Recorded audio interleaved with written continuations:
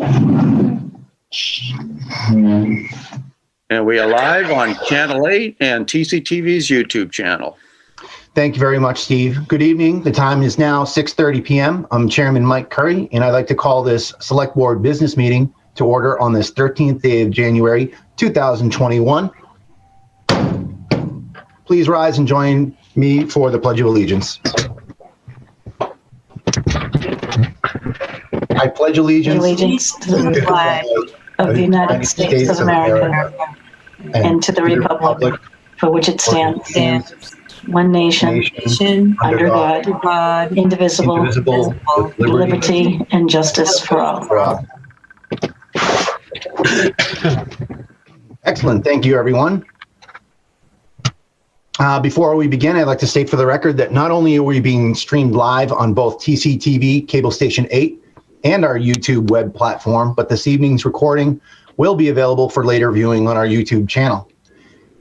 Just going around the room real quick, I can see that we have a quorum for the Select Board, but I just want to go through and make sure that everybody watching live out there sees the full room that we have this evening.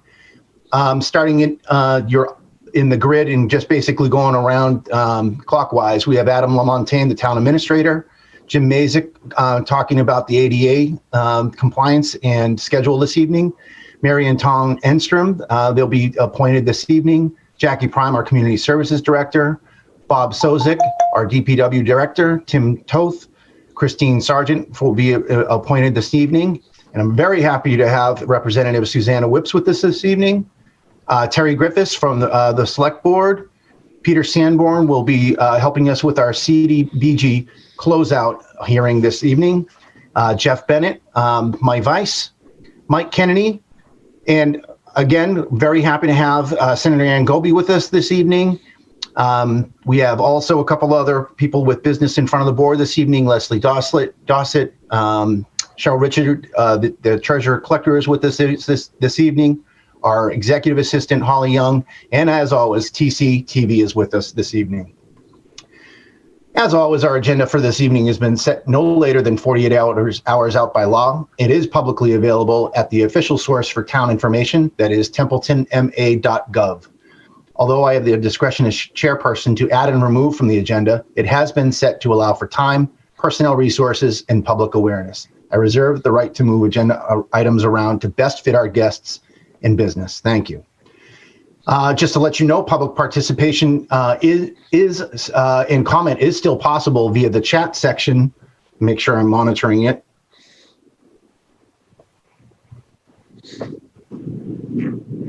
Perfect. I've got that set up for, via the chat section of our live stream on YouTube. I and TCTV do monitor the chat section and will address comments and questions as they appear or when appropriate. Remember, this chat area is part of the permanent record, so if it's not already apparent, please make sure you state your name as you would during town meeting, as most YouTube names are informal. And the live chat is about 10 to 20 seconds behind the live meeting, so if I miss it, if it seems like I miss it, I will get back to it. And since March or approximately April timeframe, we have been using Zoom. Please use video when possible, although if you're waiting for your agenda item, you can have the video off if you like. Please use the mute feature when not speaking. Although TCTV and the chair can place any or all on mute, it is much easier if you control your own button. If you wish to speak, you can use the raise hand feature, as Terry has basically demonstrated to us many times. She's mastered the technology, but you can also just raise your hand or politely break in if you're on the telephone. And lastly, if you wish to see any material shared on the screen, just request that of me, and I'll put whatever document or other item that or other resource that everybody needs to look at for common, for basically common situational awareness. Okay, for this evening, is there any citizen input? I'm watching the chat on YouTube.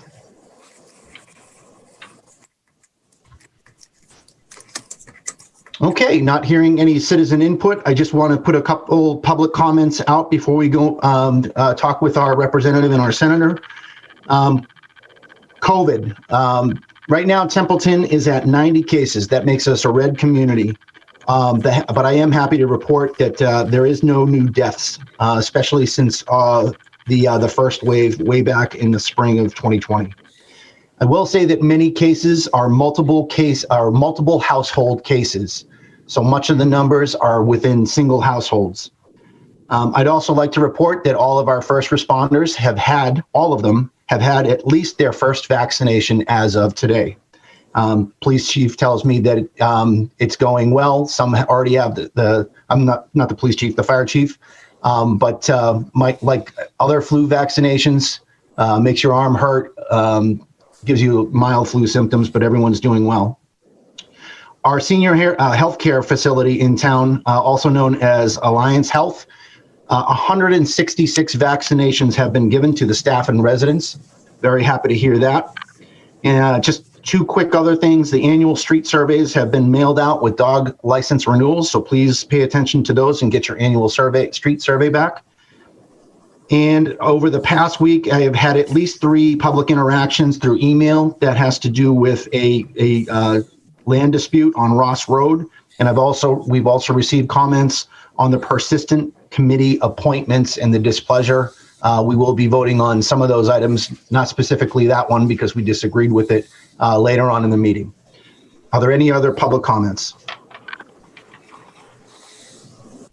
Great.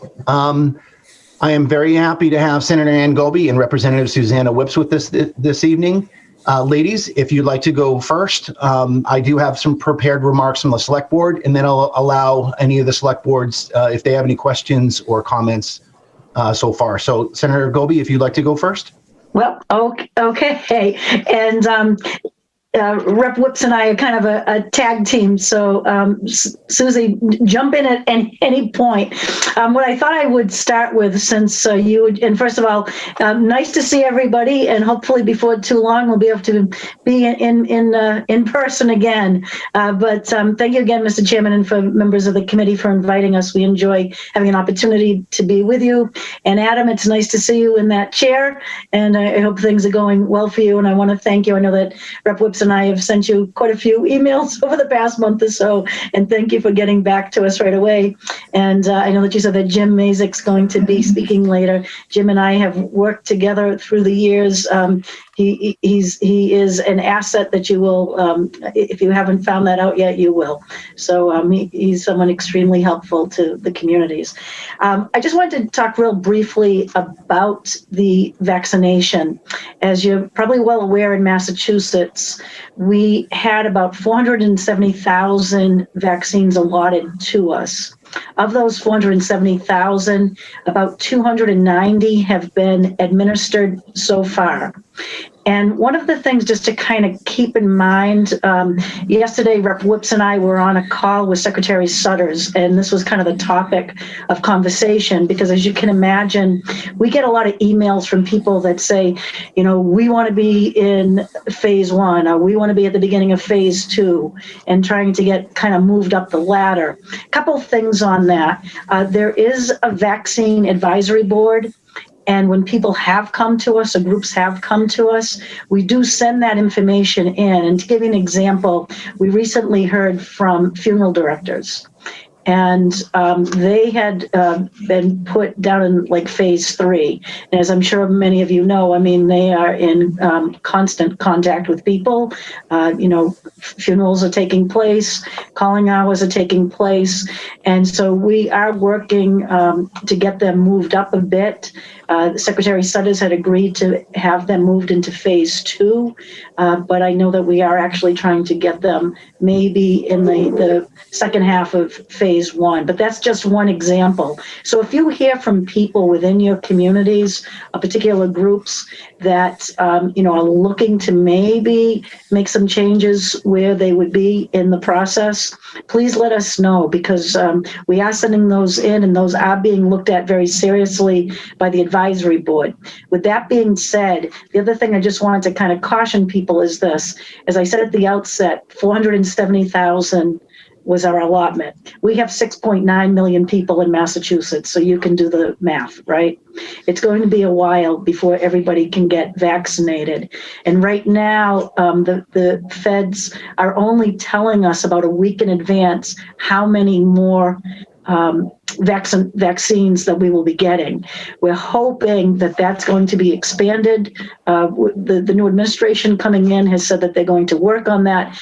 So it would be easier for the states to plan if we knew how many vaccines we were going to be getting. Say, if we knew in the month of February we were getting X amount, it would be much easier to plan on who could get those vaccines. So that's one of the issues that we're dealing with right now.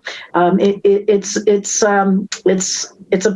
progress. I know not everybody's happy about it, but a little at a time. And it's great that our first responders, folks in our hospitals, that they have all received at least that first vaccine, and that's wonderful. That's definitely a bright light at the end of the tunnel.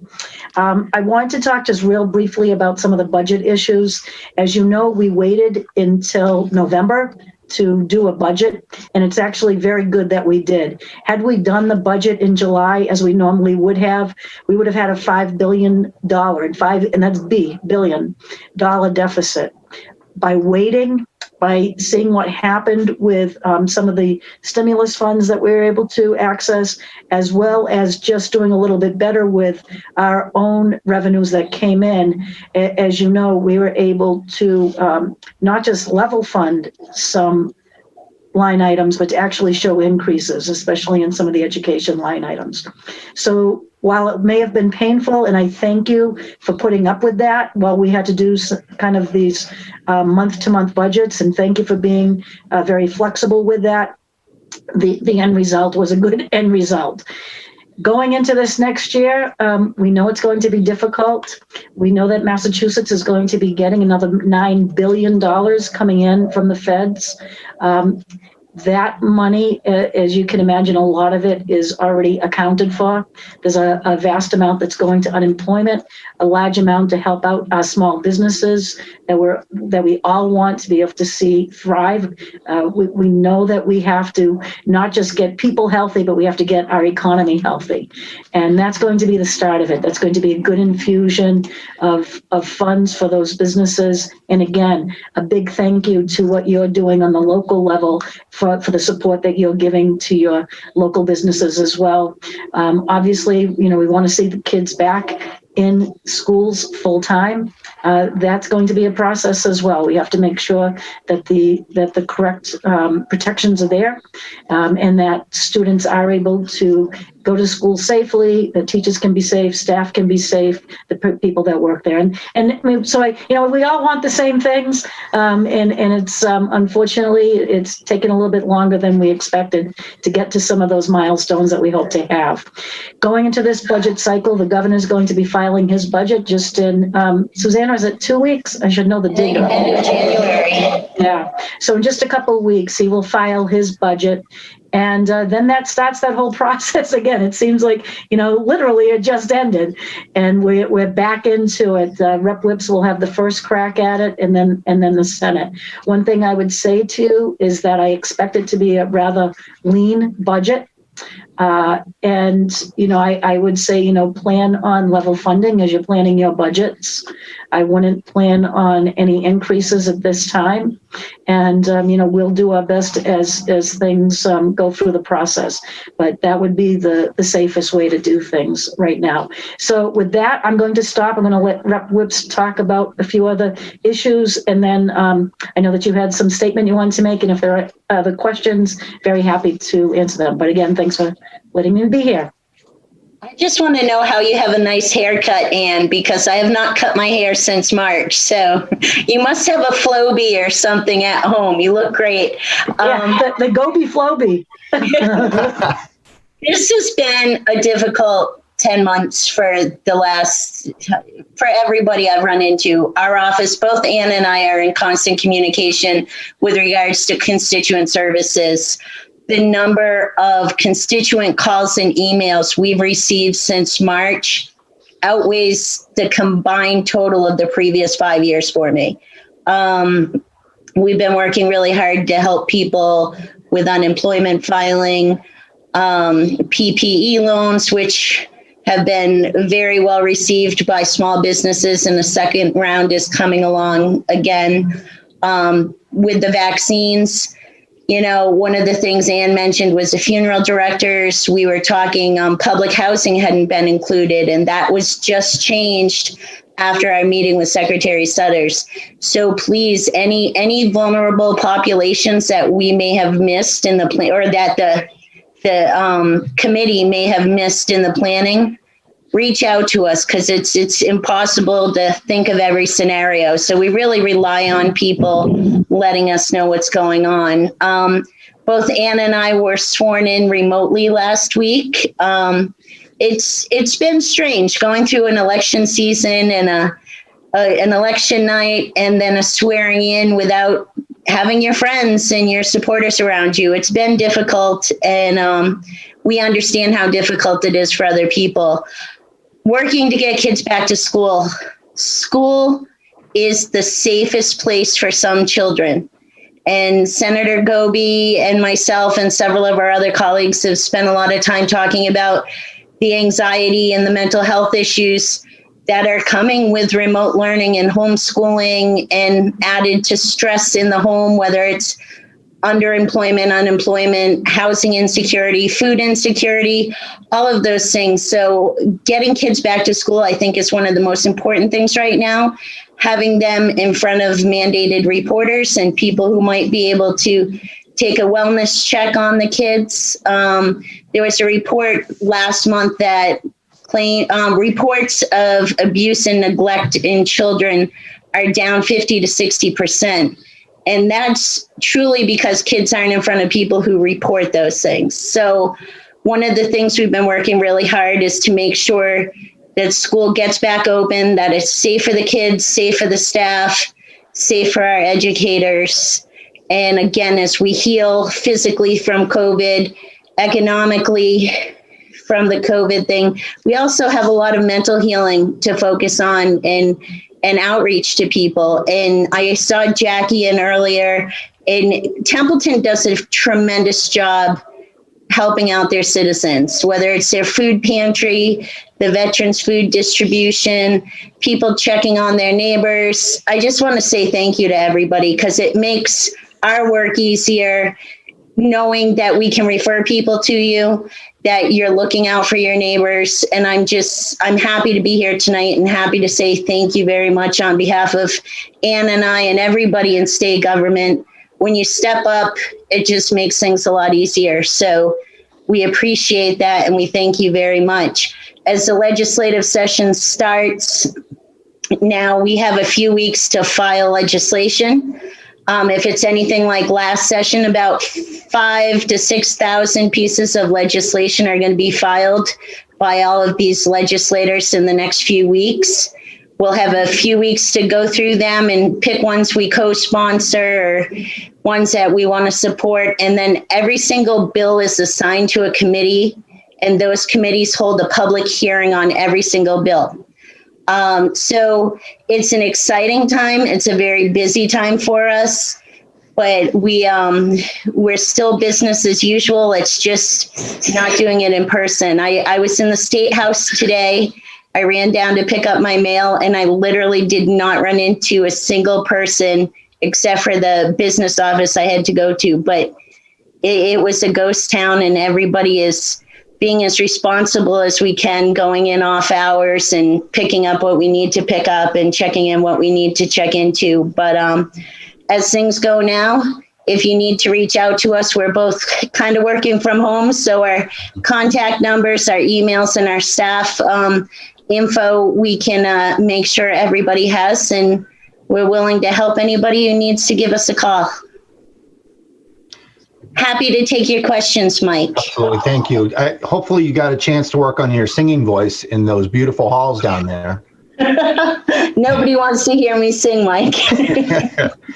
Well, I wanted to bring up two people before I just bring up a couple of our points from a town perspective. You mentioned Jackie Prime. I will tell you, our food pantry could not have been as successful as it was without her tireless, hour after hour. I went down and just to say hello to the volunteers and otherwise, and she had people who truly care in their community. Not only there helping, put together boxes and bags of food, but the entire outpouring of donations made to the food pantry. And I'm not sure if you were aware of this. We successfully actually transferred operation of our food pantry to a faith-based organization, the New Hope Bible Church here in town. So they've taken over operations, and so far it's if Jackie wanted to say anything about it, it's been a smooth transition, and people are still getting the support that they need. Excellent. And, I just want to give you a Happy New Year and congratulations on both of your re-elections back in November. So congratulations. Speaking of elections, I know that you know everybody on the Templeton Select Board, but in case I haven't made the introduction to our newest elected member, it's Mr. Tim Toth, who is also a first responder here in our community. And we're certainly glad to have him on board with part of the team with Julie, Jeff, Terry, and I. Welcome, Tim. Thank you. Happy to be here and happy to serve the community. That's and good behind you there. The Air Force, they paying you for that too, Tim? Give them an extra little plug. That's all right. No, ma'am. I paid 24 years for them. And we thank you. We thank you for your service. Just on that real quick, Rep. Whips and I have also been involved with the atrocity that happened at the Holyoke Soldiers Home, and we've been involved with that oversight. In fact, we have another oversight committee hearing this on the 21st, and we're doing our best for our veterans. So just thank you, Tim, for your past service, and all the others in Templeton that have served so well too. Mm-hmm. Thank you. It's been my pleasure. Thank you. Well, we're again very happy to host both of you for our annual update and opportunity to share news and ideas. As you might suspect, we are still in a state of emergency, as most of your district communities are. We have been in the state since March 16th of last year, 2020, the infamous 2020, and we've been in a sort of contingency operation since that time. Let's just say we know Zoom very well at this point. We are currently considered, as you heard me say earlier, a red community, and our health and emergency management departments, as well as others, have been quite busy and are looking forward to the continued vaccination efforts across the state and region. And thank you for that update, and very, very well timed. Before I open up the floor to the other select board members, if they have any comments or questions for you, I'd just like to go over a couple of the priorities that we have in the community based on all of the business that we've had within the last year. State aid continues to be one of our largest concerns, especially during the recovery from this pandemic and enmeshed economic predicament. We are concerned for our school district funding as well. And we really like to thank you for your success last year in securing just a bit more transportation funding that was originally seen. So thank you for that.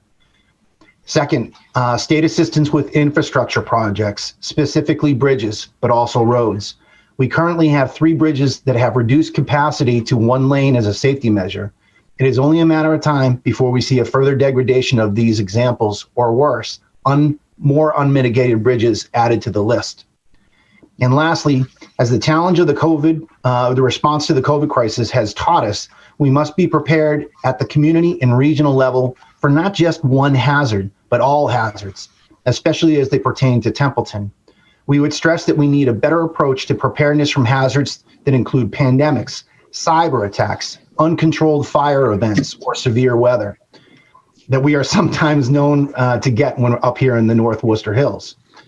As you have helped us quite recently with our new police station, we would continue to push for public safety resources, training, or even test events on the regional level. I believe that we will be stronger as a community if we prioritize the comprehensive well-being of our residents.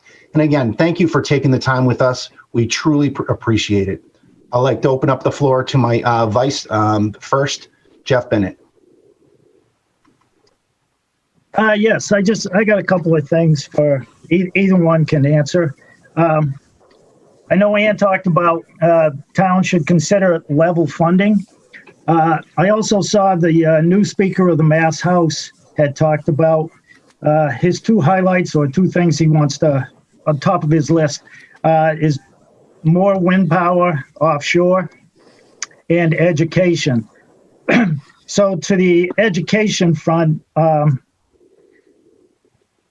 wondering if, and maybe Susan can answer this better on the House side, but is there an inclination that he will push a little harder for getting the Student Opportunity Act on track and perhaps pushing funding from the state for a lot of the mandates that often end up in the school districts and end up on the towns?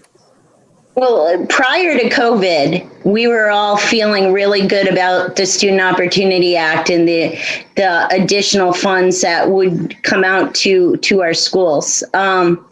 Unfortunately, COVID kind of threw a monkey wrench into that back in March, and we weren't able to fulfill that. I am committed to fight to make sure, especially the rural schools, get more attention. And another thing, Suzanne Bump, our state auditor, put out a great report recently on pilot funding. Pilot payment in lieu of taxes is what towns get to cover some of the state-owned property. It hasn't covered our communities well enough. With Lake Denison, with you folks have an awful lot of state property, the Templeton Developmental Center, several other places. We need to get money from the state, more so for pilot.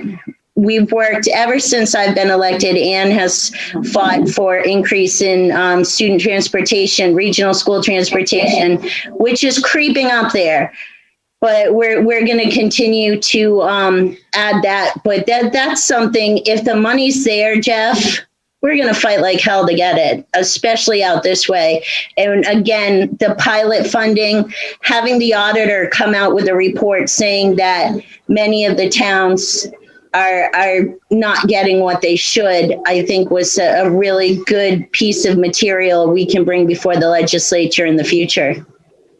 And just to just a couple of things on that, and yes, with the help from Susanna, we did get regional school transportation up to that 85% reimbursement this year, which was definitely a positive considering what we were afraid it might be.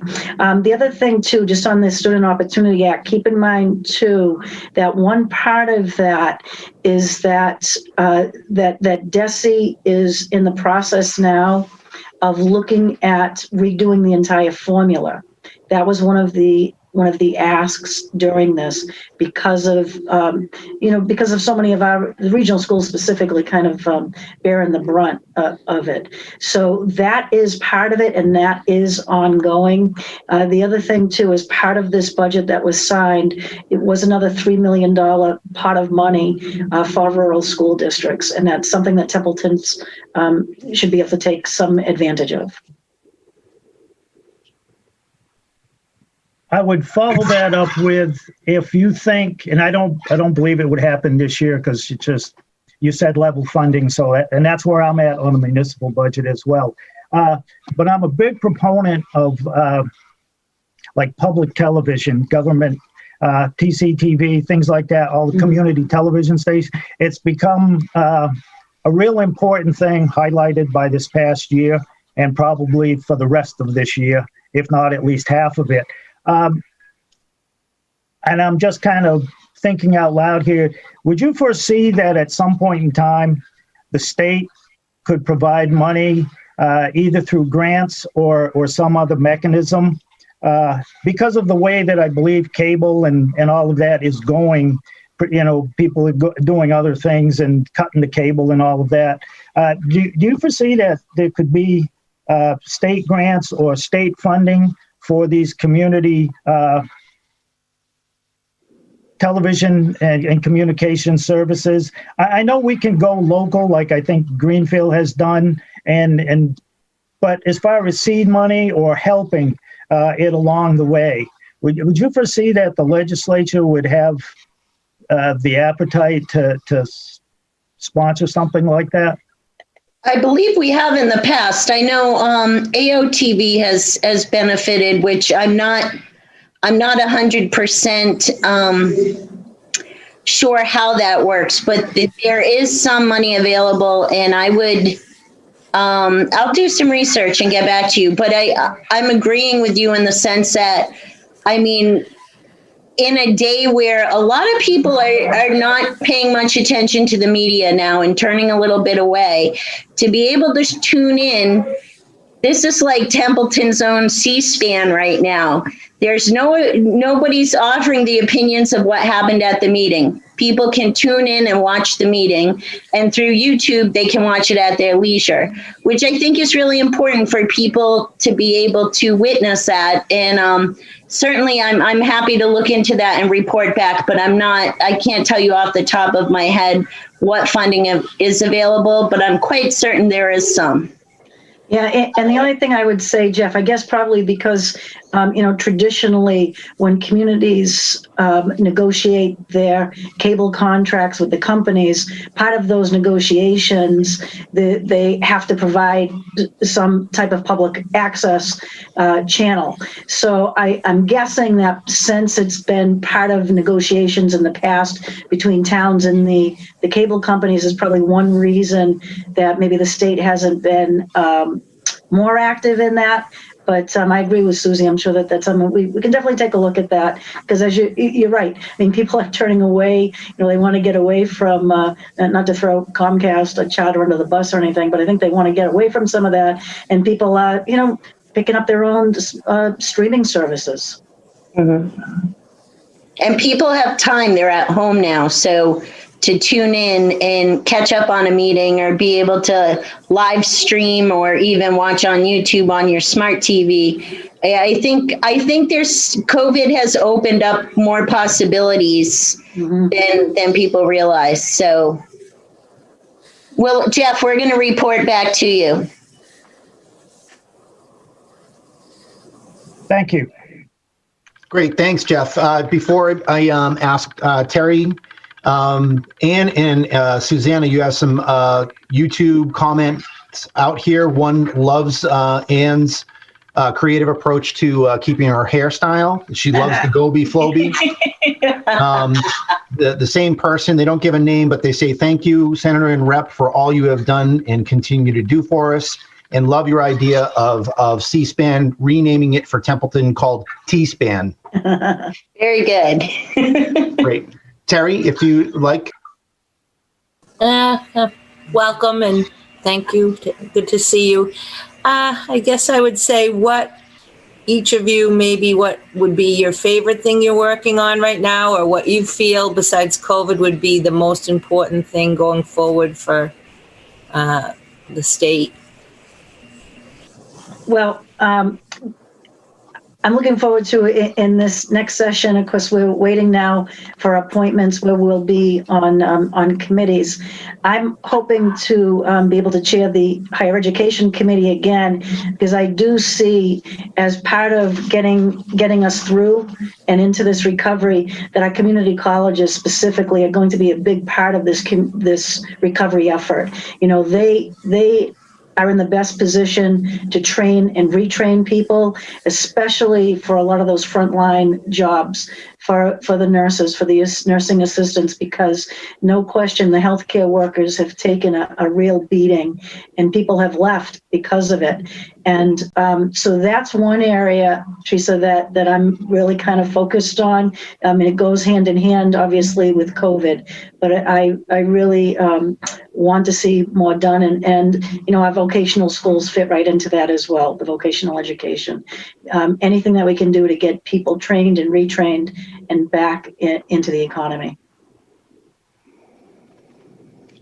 And I would say I plan to continue to work with my colleagues and Senator Gobi as a member of our Food Systems Caucus, and just ensuring that people it blows my mind that in the greatest country in the world, 1 in 5 people right now in Massachusetts, the greatest state in the greatest country in the world, 1 in 5 people are facing food insecurity.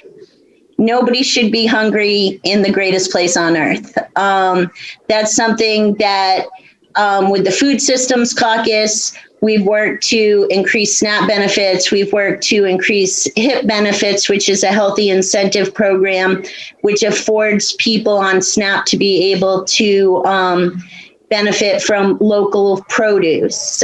This also helps our farmers, which, you know, whenever I'm in the State House and I'm talking to a Boston colleague, I remind them their water comes from the Quabbin Reservoir.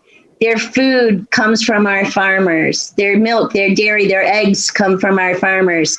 And our trees out here are breathing for the folks in Boston. So we offer a great deal to the Commonwealth as a whole. But working with the Food Systems Caucus and making sure that our farms are viable, that they're able to produce, that produce is able to get to people who need it.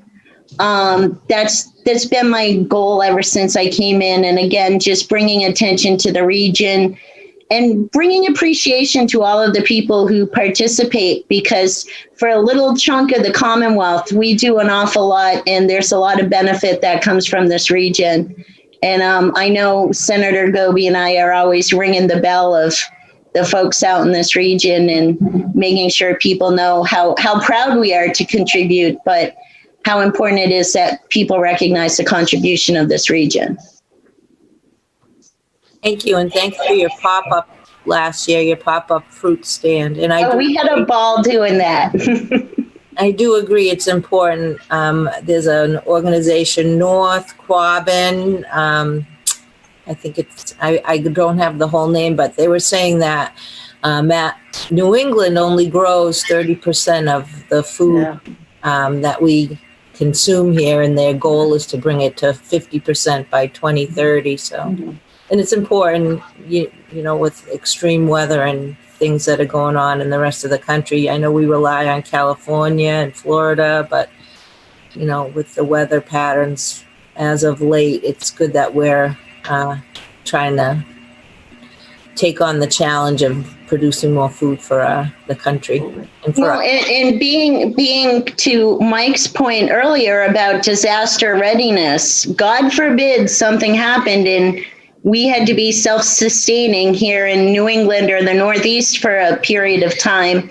It's really important that we are able to care for ourselves and make sure that we have produce and we have the farmers. And again, farmers, we talk about trade schools and our electricians and our plumbers at the average age of about 57 years old, and the need to get young people into the trades. It's the same thing with farming. I mean, getting the second and third and fourth generations to step up and want to be farmers is something I know Senator Gobi, as chair on the Energy, Environmental, and Natural Resources Committee, has worked really hard to assist our farmers and make it sustainable for their family members and the next generations to hang in and continue working the farms.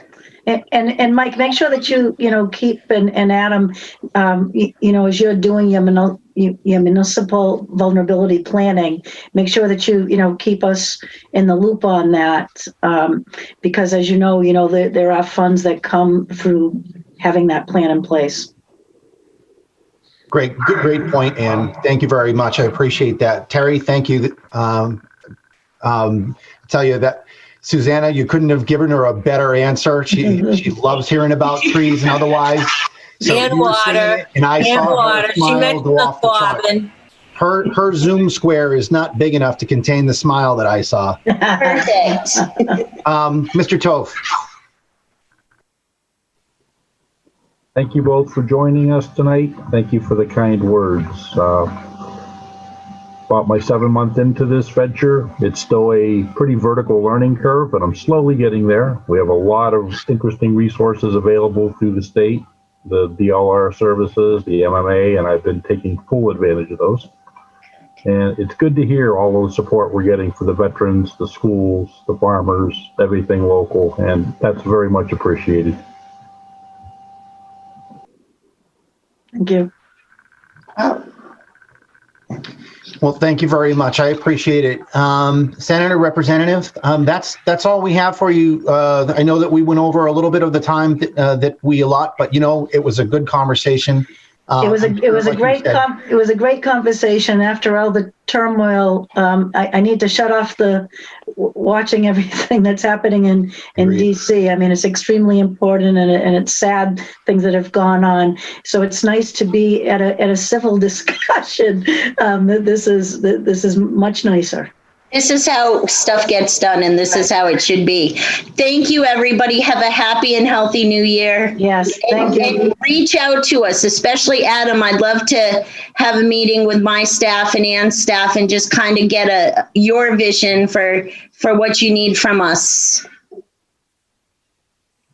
Thank you. Great, thank you. Have a great evening. Have a great evening. Thanks for everything. Bye now. Have a great new year. You as well. Bye. All right, fantastic. I want to move right along. We took about 30 minutes for that, but again, I think that was an excellent discussion. What I'd like to do, because we have a few appointments, and we have Leslie Dossett with us this evening. I'd like to do our appointments, the change of manager, and then go right into the hearing to close out the community block grant. So, Adam, I know that we've got, well, where'd they go?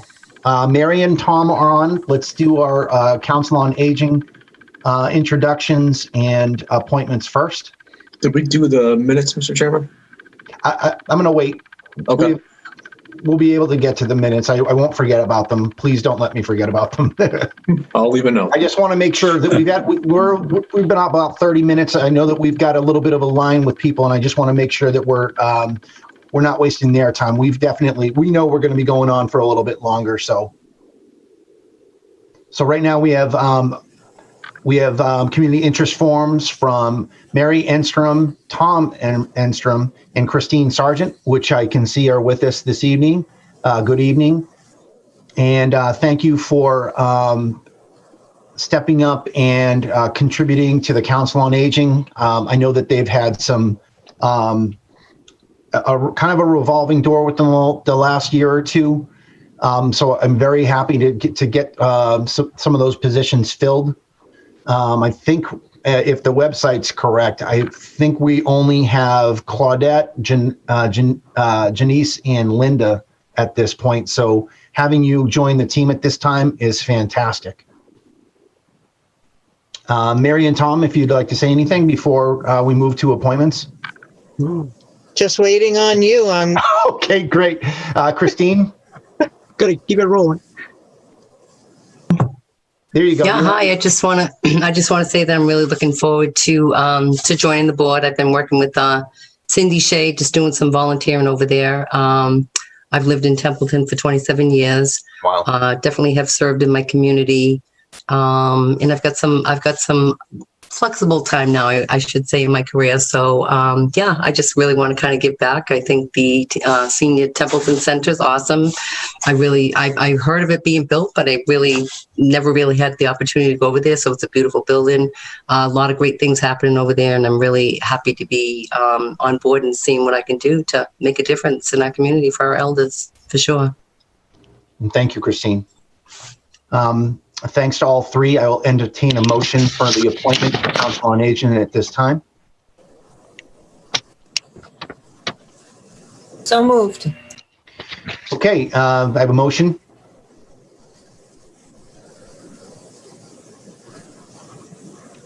Do I have a second? Second.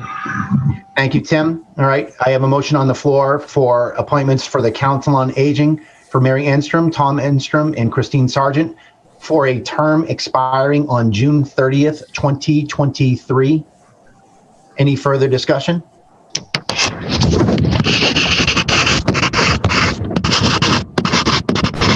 Hearing none on the motion to appoint Mary, Tom, and Christine to a term of 3 years.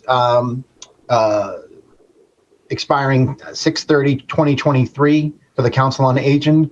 How do you vote, Jeff? Yes. Terry? Yes. Tim? Yes. And I vote yes as well. Christine, Mary, Tom, thank you for joining us this evening.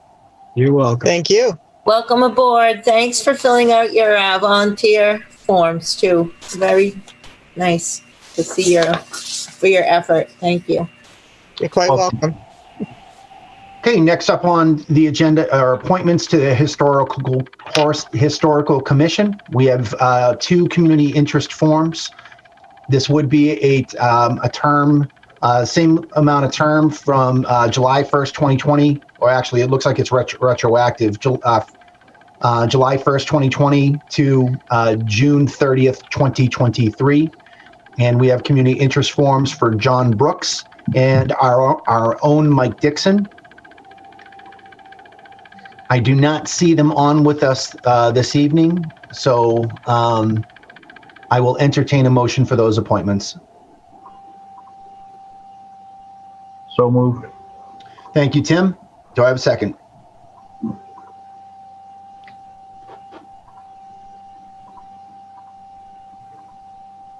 I do not have a second.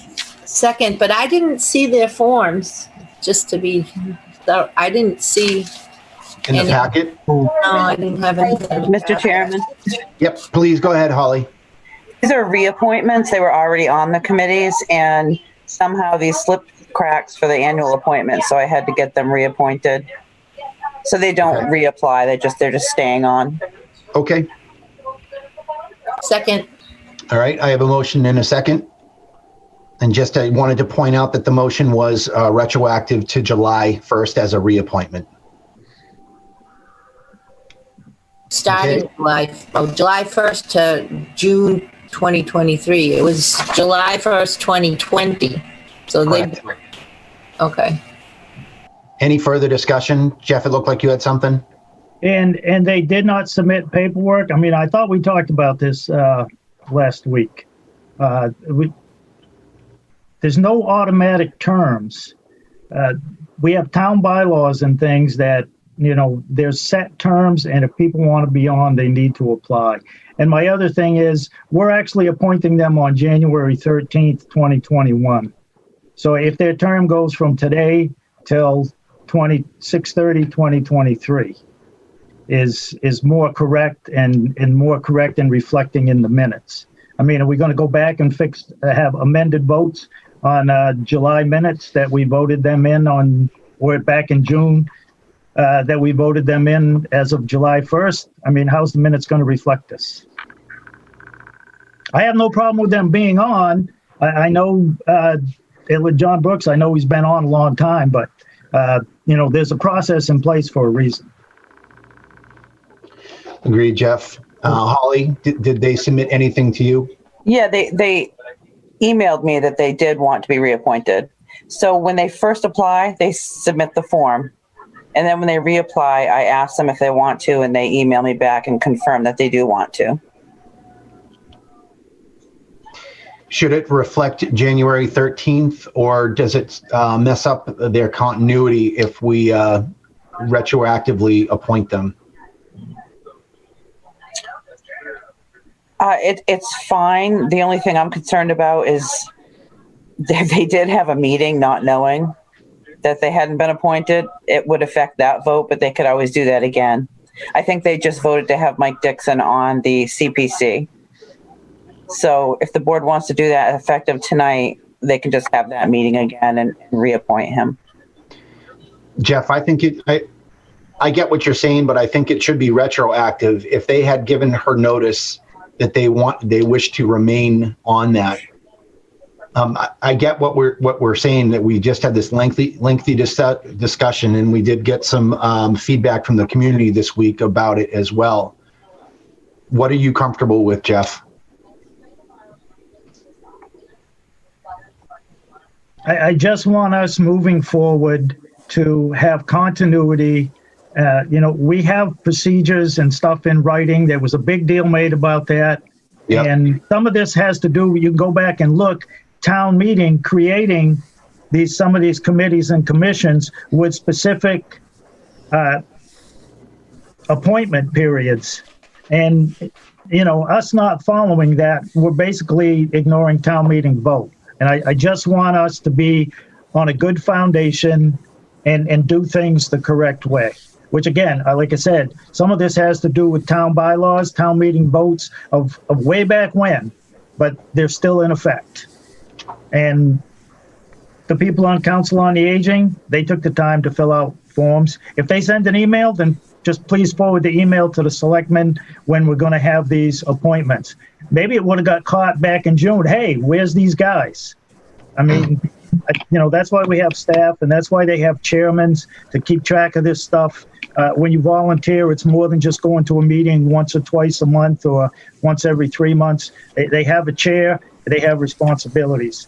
And that's just my feeling on it. I have no problem with this just going forward. I'd like to see us just follow the steps. Well, how about this, Jeff? How about we table this? We get some communication from the chair, and whether we can do a retroactive or it'll be effective as of the date, and that way our next business meeting, which is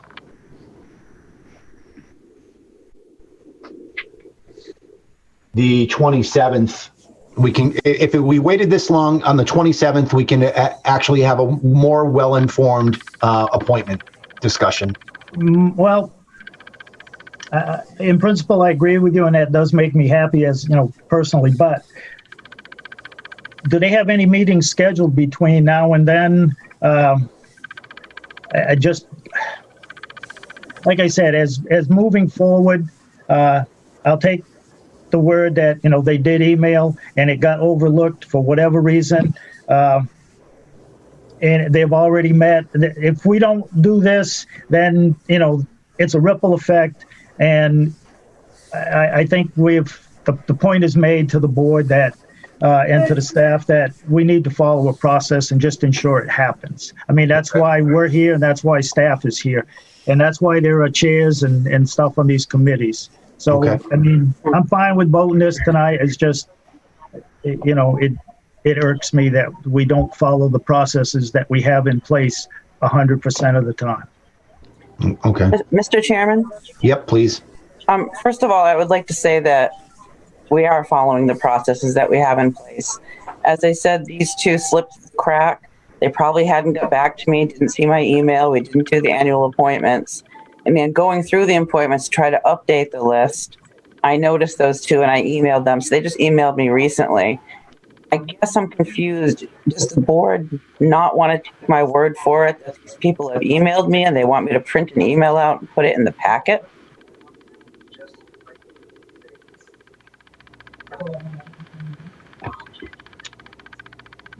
Jeff, so where we had basically 2 sheets of paper that showed the community interest form, would you like to see the feedback within the agenda packet when we're voting on that? Yes, I think whenever it says in our policies and sometimes it's in the bylaws and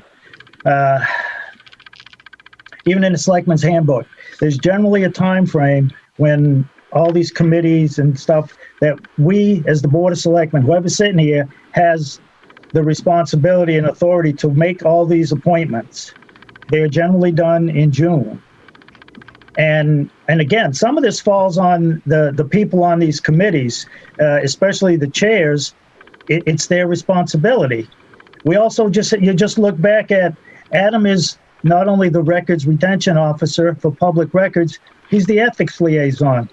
It's required by law when you get appointed to a committee and you get sworn in, you have to take the ethics test and you have to fill out a certification of the open meeting law.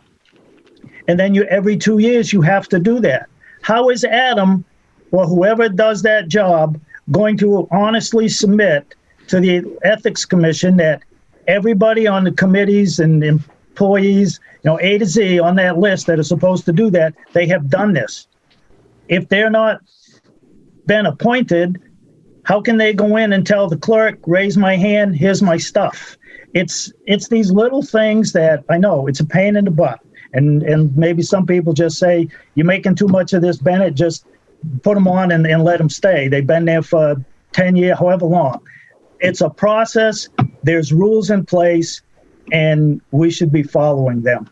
if you go out and you do something, the building inspector comes and looks at your thing, he has responsibilities to do. We have responsibilities to the taxpayers, the residents of the town, and these committees.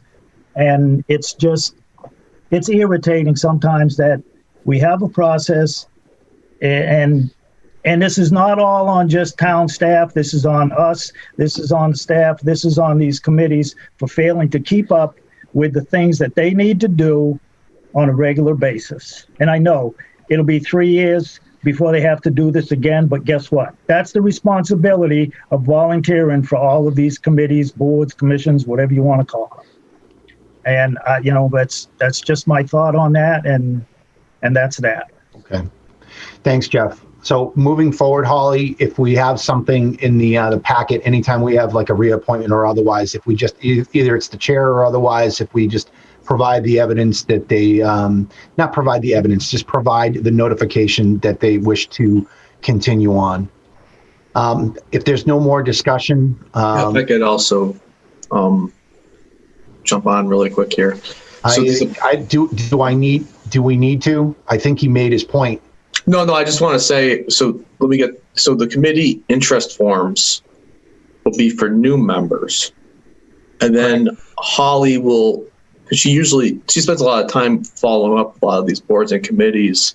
And I know it should be one of these matters where, because keep in mind, after they get appointed, they're still going to have to fill all the paperwork and the requirements associated with whether the open meeting law, they sign this certificate in that form, and understand all these other procedures that we're working on, making sure we give that information out as well.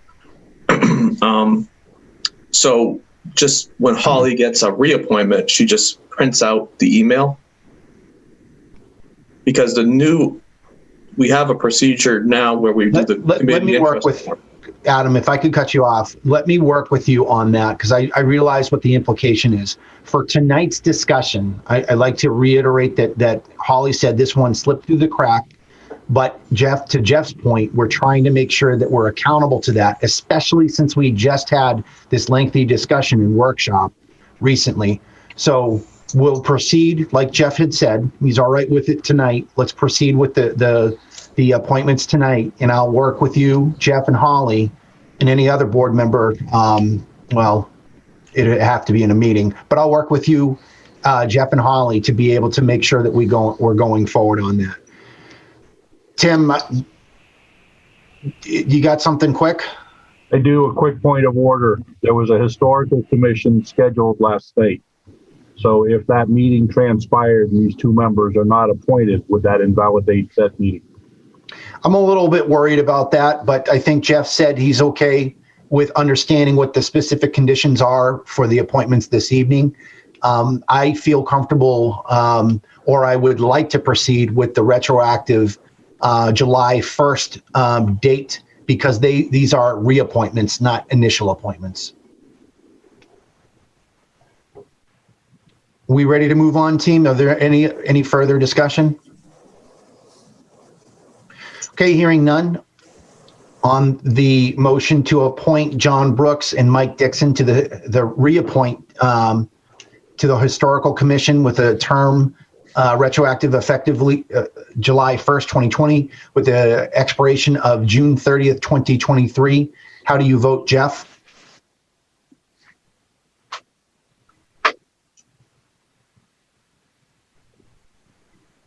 Yes. Terry? Yes, but I hope we can change this going forward. Yep. Thanks, Tim. Yes. And I vote yes as well.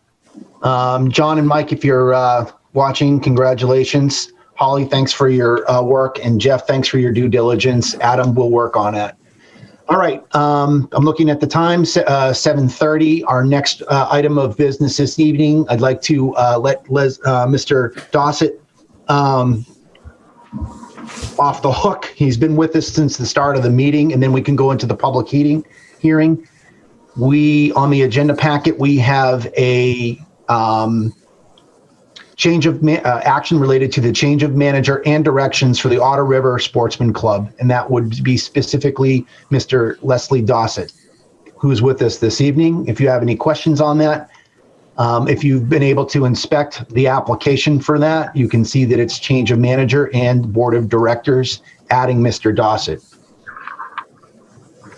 If there's no further questions for the board or for Mr. Dossett, I would entertain a motion to approve that change of manager and directors application.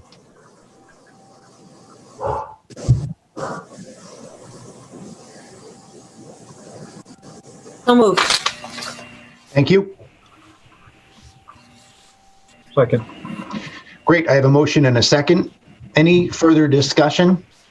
And Mr. Dossett, if you have anything at this time.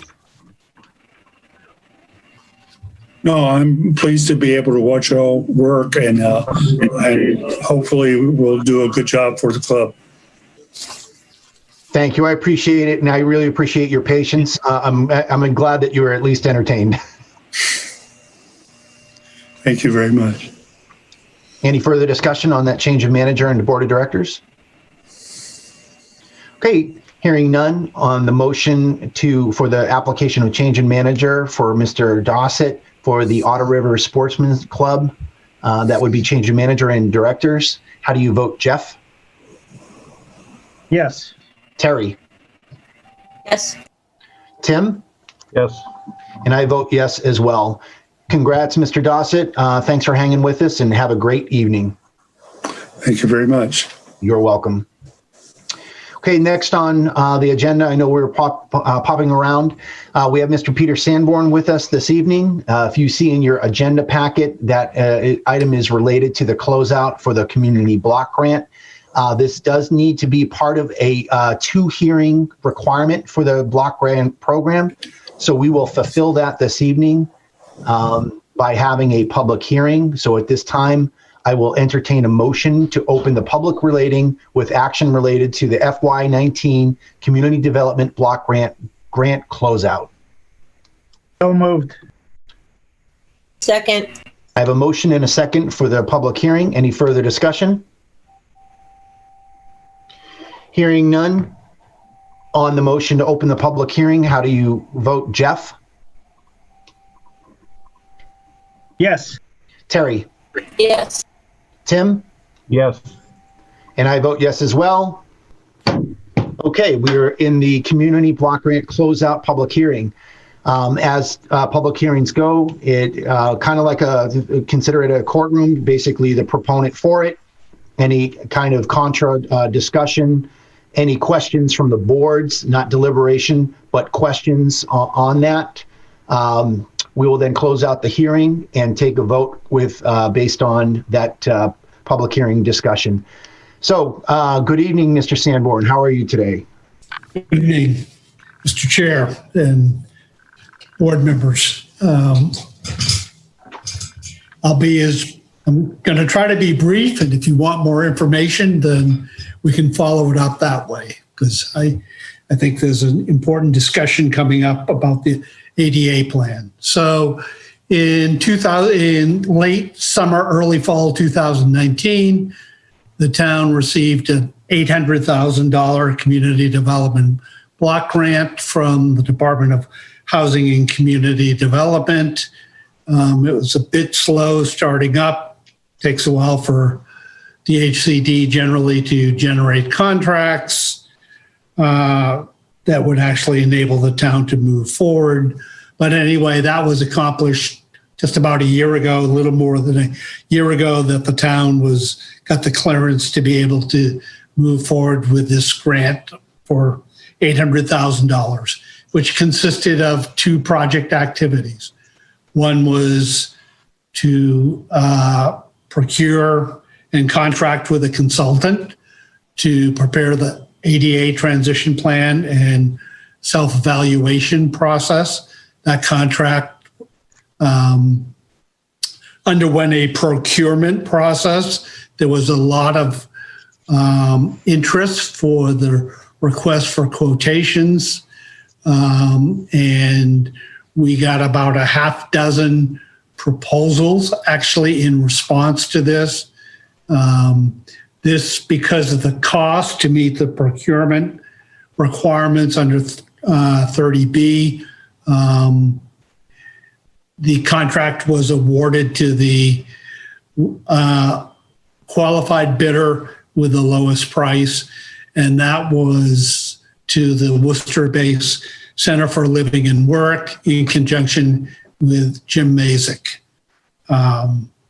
And that contract was for a little more than $26,000. So they have been working on this throughout really the second half, pretty much the second half of this year. They're going to be making a report on their findings to the select board next on the agenda, I think. So I'm not going to say a lot about it other than this fulfills a legal obligation that every municipality in the country has as a result of the passage of the Americans with Disabilities Act, which is now nearly 30 years old. Templeton should have completed this a long time ago. That's not to be critical, because there are still communities all across the state and the country that have not prepared Americans with Disabilities Act plans. So, but it can be an important resource for you, both in fulfilling your legal obligations to residents with disabilities, as well as just functionally ensuring that the town's buildings and programs and services are accessible to all persons. With that, I'm going to move on to the other activity, which was the funding for the reconstruction of Orchard Lane in East Templeton. The grant, the $800,000 grant, requested $668,000 for construction funds to do the reconstruction of Orchard Lane. The engineer's estimate was well over $900,000. So to fill that gap, the town pledged both Chapter 90 money, and Municipal Light and Water also pledged some of their funds. I'm really happy to say that almost none of those local funds needed to be tapped, because while the CDBG portion for construction was $668,000, the construction contract ended up being completed for $678,000 and change. So it was only completed, it was completed well under several $100,000 under the engineer's cost estimate, and only about $10,000 and change more than what the grant was paying. So I'm happy that we did not have to tap more of local resources than we did. So this Orchard Lane is about a 1,350 foot long street. Far end of the street's actually a private street. So the reconstruction project went up to the edge of the public way. It was a full reconstruction of the street. It was a complete replacement of the water mains, which had been problematic, which was why the Municipal Light and Water pledged funds for it. We did storm drainage improvements, and totally rebuilt the street. We did not do sewer replacement because a pre-construction assessment of the condition of the sewer was such that it was considered that it didn't warrant replacement. So I want to also thank Bob Soshik He was great to work with on this project. And that's what I have to say about this, the two activities. We're having this hearing tonight because under the CDBG citizen participation requirements, 2 public hearings are needed. There was one before the town submitted the grant application, and then there is a requirement for a second public hearing to report to town officials and to the general public about the progress and the accomplishments of the grant. So with that, I will finish and see if there are any questions. Great. Thank you very much, Peter. Appreciate that. I don't think in the normal sense of a public hearing, there's not like a contra side to it, but I'll jump right to the board members if they have any questions this evening. I just have one question during the public hearing. Are we voting to close out the block grant tonight, or are we just voting to accept this report as a requirement? You do not need to vote for either, but certainly if you want to vote to accept it, yes, there will be, when the closeout will occur in the next couple of months. Okay. There will be a form for you to sign as part of this closeout. It's basically an attestation of the funds that were received, the funds that were spent under the grant. There will actually, I should interject, there will actually be a grant amendment that the board, you may want to approve this in advance tonight. It's just an administrative matter. If you feel it's premature to do it, it's fine. The grant amendment will be sent from DHCD to the town. What it consists of is that this grant was completed much more quickly than is normal. So when you receive the grant contract originally from the state, it was for a 3-year period. That is something that DHCD has an agreement with the state comptroller's office so that they can spend money over multiple fiscal years. So the result of having a contract arrangement with the comptroller's office is that they normally do not allow you to draw down all of the grant funds in 1 year. So this is a bit confusing maybe. So typically you could not access a final $1,000 of this grant until the start of fiscal year 2022.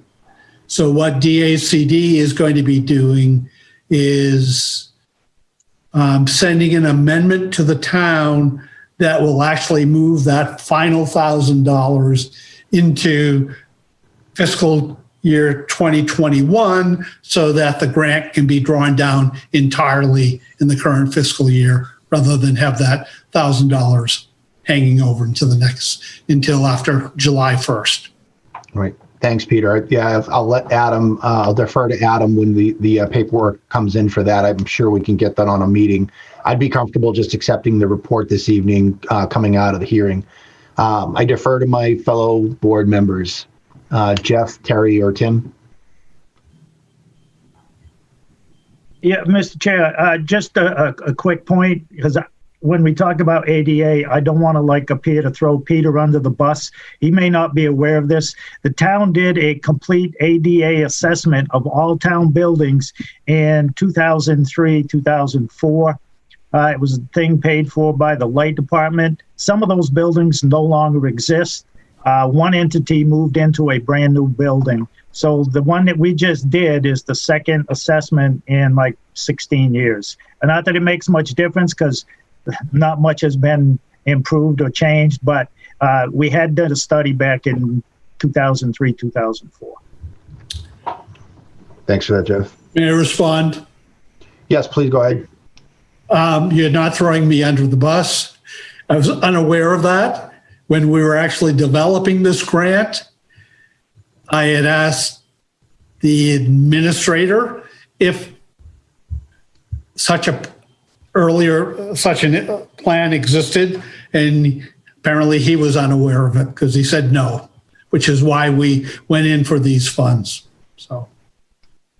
Not a problem, Peter. That was, like I said, that's before Adam was probably, I don't know, maybe in high school back then. It's somewhere in town hall, probably in the basement. There should be a copy of it. I have a copy of it here in my office.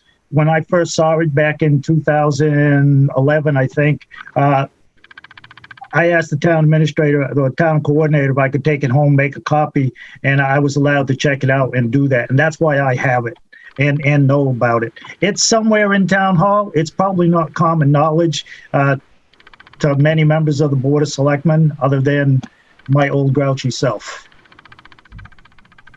Okay.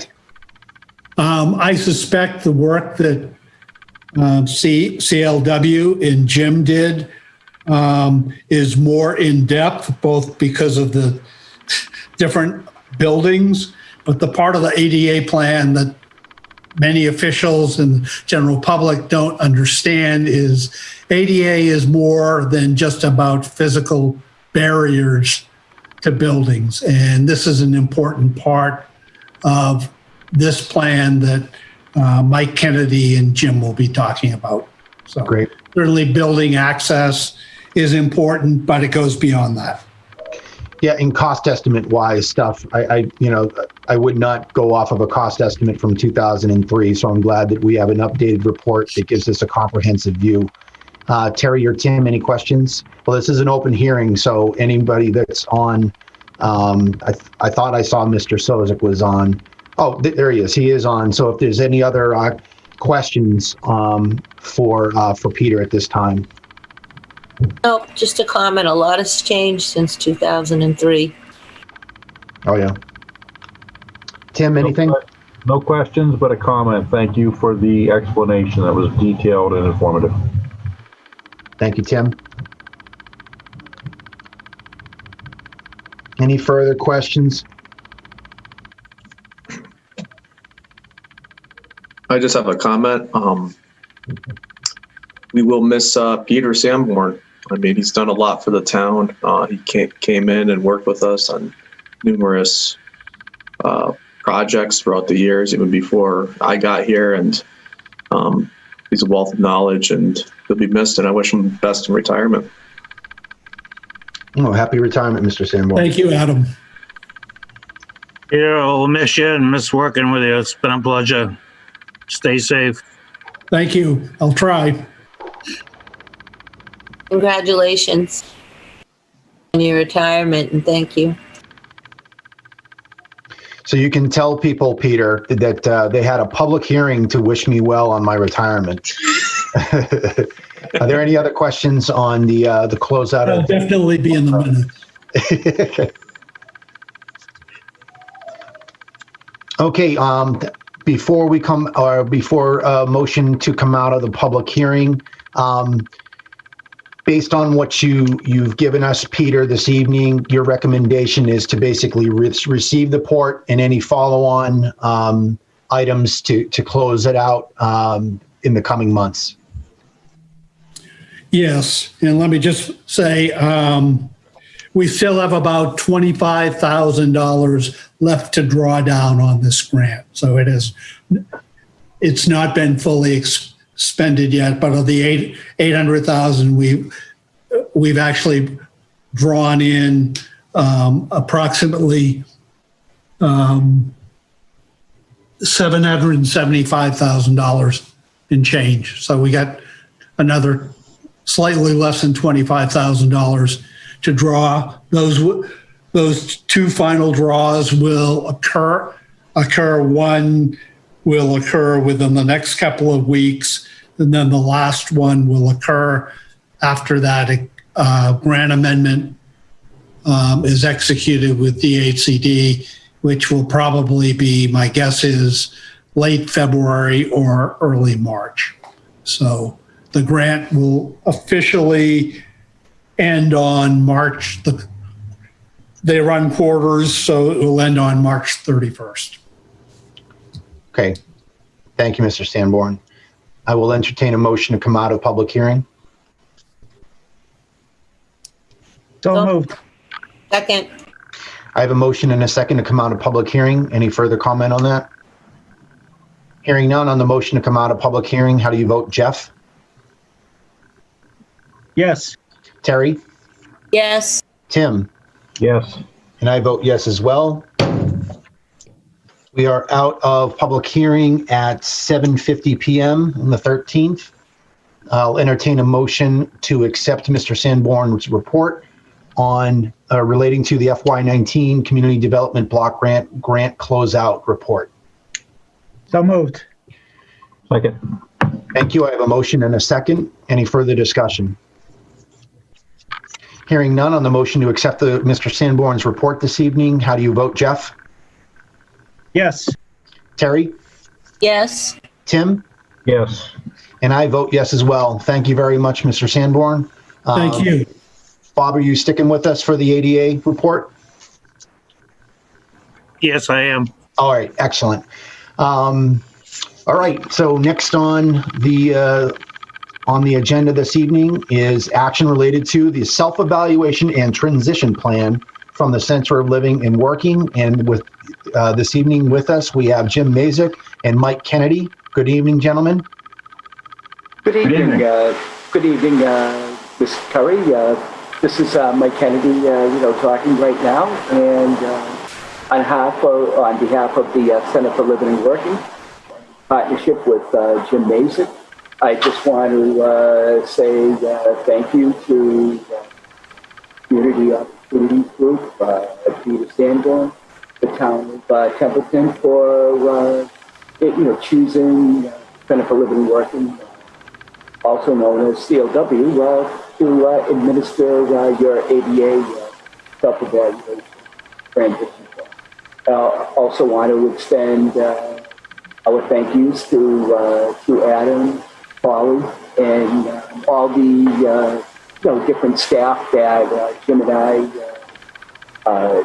spoke to while we were conducting ADA plan site surveys, answering the numerous questions that we had for them, because many of those answers are going to be spoken about tonight in the ADA plan presented. And I'm not sure, I don't know if Jim and I were aware of a plan being done. I know many of the towns Jim and I work together on have had them done.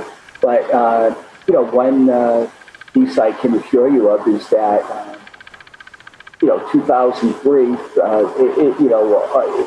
is in a way obsolete, not just because some of the buildings are no longer there, as Mr. Bennett pointed out, but in 2010, the ADA standards for accessible design were updated. So this plan here incorporates the 2010 standards of accessible design. And also we speak about the state access codes of 521 CMR. Figure, hey, if you're going to be doing renovations, if you're going to be building, new, buildings and sites from the ground up, you might as well be aware of the state codes as well. So with that, I'm going to hand it over to Jim to just talk about the background of the ADA, and then I'll come back and speak about the self-evaluation. Thanks, Mike. And I just want to mention to our viewing audience that the entire 167-page report is on Templeton MA. When you go on there, select meeting calendar, choose tonight's select board meeting, and it is available for download. And Jim, welcome. If you need me to, if you want to do, I think you have the option to do a screen share, or if you wish me to do a screen share at any point, please let me know. But the floor is yours, and Adam, if he needs to take it as well. You can do whatever you want. All right, so thank you. So Mike did the introductions. I'm gonna do some background on the on ADA and kind of the overview of the plan and the format. Bob and Adam, you kind of heard some of this when we met a week or so or two ago, so you guys can take a break, I guess. And then Mike's going to go back and do the self-evaluation piece, and then I'll go back and go into some detail on a transition plan, the format, the process, an overview of the findings, and then some of the priority areas. So I think, as Peter had alluded to, the American with Disabilities Act has been in effect now for roughly 30 plus years, signed back into law back in 1990. It is a civil rights law. So it is meant to provide equal access to all in all programs and services. And it's also meant to provide guaranteed access in civil rights. Okay, I see you have the beginning on there. Persons with a physical or mental impairment. Now, there are 5 titles under the ADA.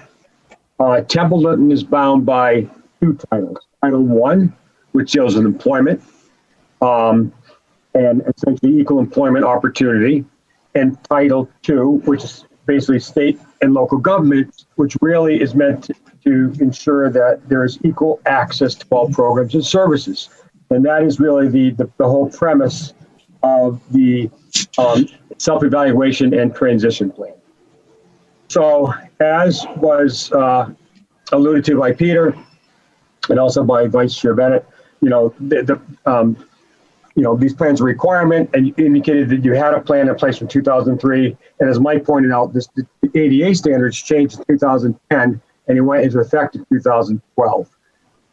Also, in addition, what both the state has been really enforcing is that a plan that is 10 years old is pretty much obsolete.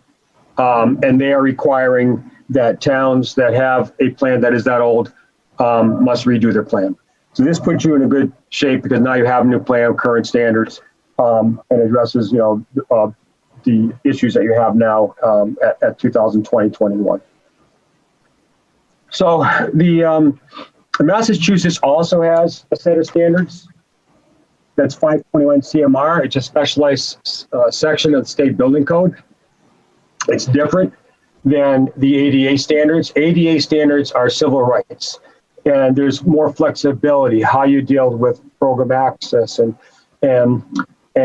services and how you can offer programs. The Mass State Building Code is just that. It's a building code. It's only triggered by construction. And if the work on well, you see it right there, if the work is less than 30% of the value of the building and under $100,000, then only the work you're doing must comply with the state requirements. If the work is less than 30% the value of the building and more than $100,000, then the work you're doing, plus the entrance, plus bathroom, plus a drinking fountain, plus a couple of things. If the work is more than 30% the value of the building and over $100,000, then the whole building must be brought into compliance. And that's done over a 3-year period. There are, I don't see me here. So this book here incorporates both the 2010 ADA standards, little dog-eared, and the and 521 CMR. And if I can break right here, this is 521 CMR. This over here is a 2010 ADA standards. It's about 5 times thick, and it's very, very detailed. So when we do these assessments, and I'll go into this a little bit more later on, we look at both. We look at both 2010 ADA standards and 521 CMR. And then in our report, and after Mike does a self-eval piece, I'll go into that a little bit. We look at the higher standard of the two, and that's what we put in terms of the recommended act. So the format of the plan, we call as a front end, and we like to use that as kind of a learning tool or a resource for the municipality. So we have in there, we talk about the ADA, its components, its requirements. We provide other, you see on the, let's go to table content, other federal accessibility regulations, which you may or may not be bound by. We talk about 521 CMR. There's exemptions and exceptions on restored property, so we talk about that. In recent years, as you know, electric vehicle charging stations have been much more prevalent in municipalities. Technically, there aren't specific regulations on that in either 521 or the 2010 ADA standards, but there's related requirements relative to parking spaces themselves and in general terms of reach range and that sort of thing. So the state has issued some guidance. We've incorporated that into our reports so that if something in the future you have a charging station, I know you have two, and I'm going to talk about that later on as well. You have reference into what those charging stations should be. We have a section, and we spoke to your ED director on emergency preparedness. A lot of municipalities have plans on emergency preparedness in general, and I know your director is currently working on that, but many do not have it dealing with special populations or the person with disabilities. So we have a section on that. It's probably 3 or 4 pages, specifically what should be included in your emergency preparedness plan. There's always been confusion, and there's been some recent clarification on ADA service animals. So we provide a section on that. What is a service animal? What's an emotional support animal? The differences. There's also, I think, a lack of understanding. I think not only by people, municipalities who lease these, but also the vendors who distribute these. What is an ADA compliant portable toilet? Mike and I go to many areas and we see accessible portable toilets, but I don't think we've ever seen one that is ADA compliant, and there's a big difference. So we provide language, we provide specs, we provide some visual examples of what those are. And in general, typically the toilets that are provided don't have the required maneuverability, the clearance in the front. Often the grab bars are at the wrong height. There's not enough setback and that sort of thing. And there's also, we talk about and demonstrate how there are accepted tolerances and ranges that are within both ADA and 521 CMR. So typically if something is 0 to 2 inches in whatever you're measuring, there's an 1/8 of an inch tolerance that's allowed. If you go from 2 inches to 36 inches, you can have a tolerance up to 1/2 inch, and more than 36 inches, you have an inch tolerance. So when we do our assessments, we factor that in, and whether it's something, so Mike, we'll look at like a toilet, let's say the center line of the water closet is 18 and, 18 1/4 inches from the wall, it should be 18. Well, we're within tolerance, so that's okay. Or if it's 18 1/2 inches, it's okay. But there are areas where there are no tolerances allowed at all. If you have slopes. So an accessible route cannot exceed 5% of slope without railings. There's no tolerance. If it's 5.2%, you're out of compliance. 8.3% for ramps with railings. Your level landings or your parking, your level parking spaces, your cross slopes, 2%, that's the max. If there's a range, so for example, in a bathroom, your grab bars are to be between 33 inches above finished floor to 36 inches above finished floor. If it's 36 1/4 inches, you're out of tolerance. It's got to be lower than 1/4 inch. Same thing with railings and also, toilet seat. Toilet seat, it's 17 inches and 19 inches above finished floor to the top of the toilet seat. If it's 19 1/4 inches, it's 1/4 inch too high. It's got to be modified. So we talk about that in the front end piece. We go through this. We have a section on self-evaluation, which Mike's going to go into in detail. A number of things that you're required to look at under the ADA. We also look at one provision on the Massachusetts law as well. We have then the section on the transition plan, the individual building assessments, and then we have the appendices, which we provide sample notices, procedures, policies, And we recently included then also what some potential funding sources are to address some of the things that might need to be done. And also from our standpoint, what might be a prioritization of projects for the table and chart you put together. So that's in a general overview of, of the background of the process, so to speak, and the plan. And now I'll turn it over to Mike and go into self. And Mike, just a note, when you were talking before, maybe it was me, but you were breaking up a little bit. So I don't know if your audio is off a little bit or something, but you're on my standpoint, I was having a hard time catching everything you were saying. Oh, okay. How about anybody else had trouble hearing me?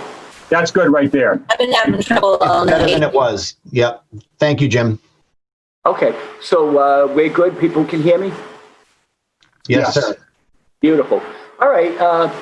Thank you, Jim. So yes, I'm going to go into the self-evaluation portion. That's basically how the town fares and their policies and procedures and whether or not citizens of Templeton are aware. So let me start into it.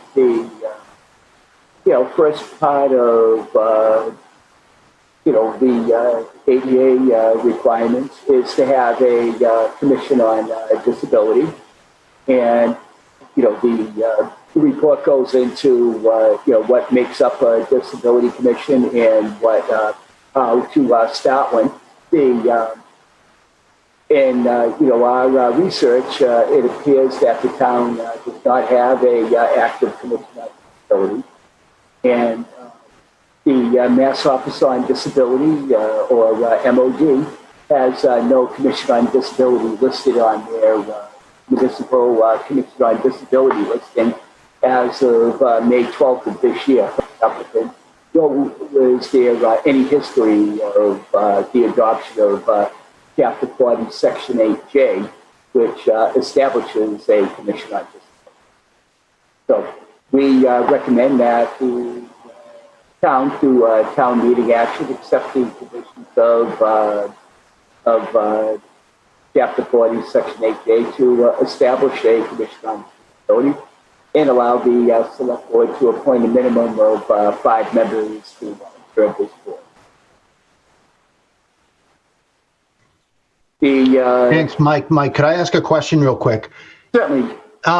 In terms of the entire report, I'm looking at two different things. We could either, talk about like the abbreviated sections or otherwise, or the other side, which is to basically go page by page with the, as I mentioned, it's 167 pages. What is an expeditious way to go through it where we're not, saying, hey, look at the concrete on these stairs, unless that's what you really wanted to be able to do this evening? Oh, well, you know what? Well, my way I'm kind of glossing. Okay. I think I know what you mean. Yeah. What Jim did in preparation for the meeting, he put together a executive summary, and what I did is using that.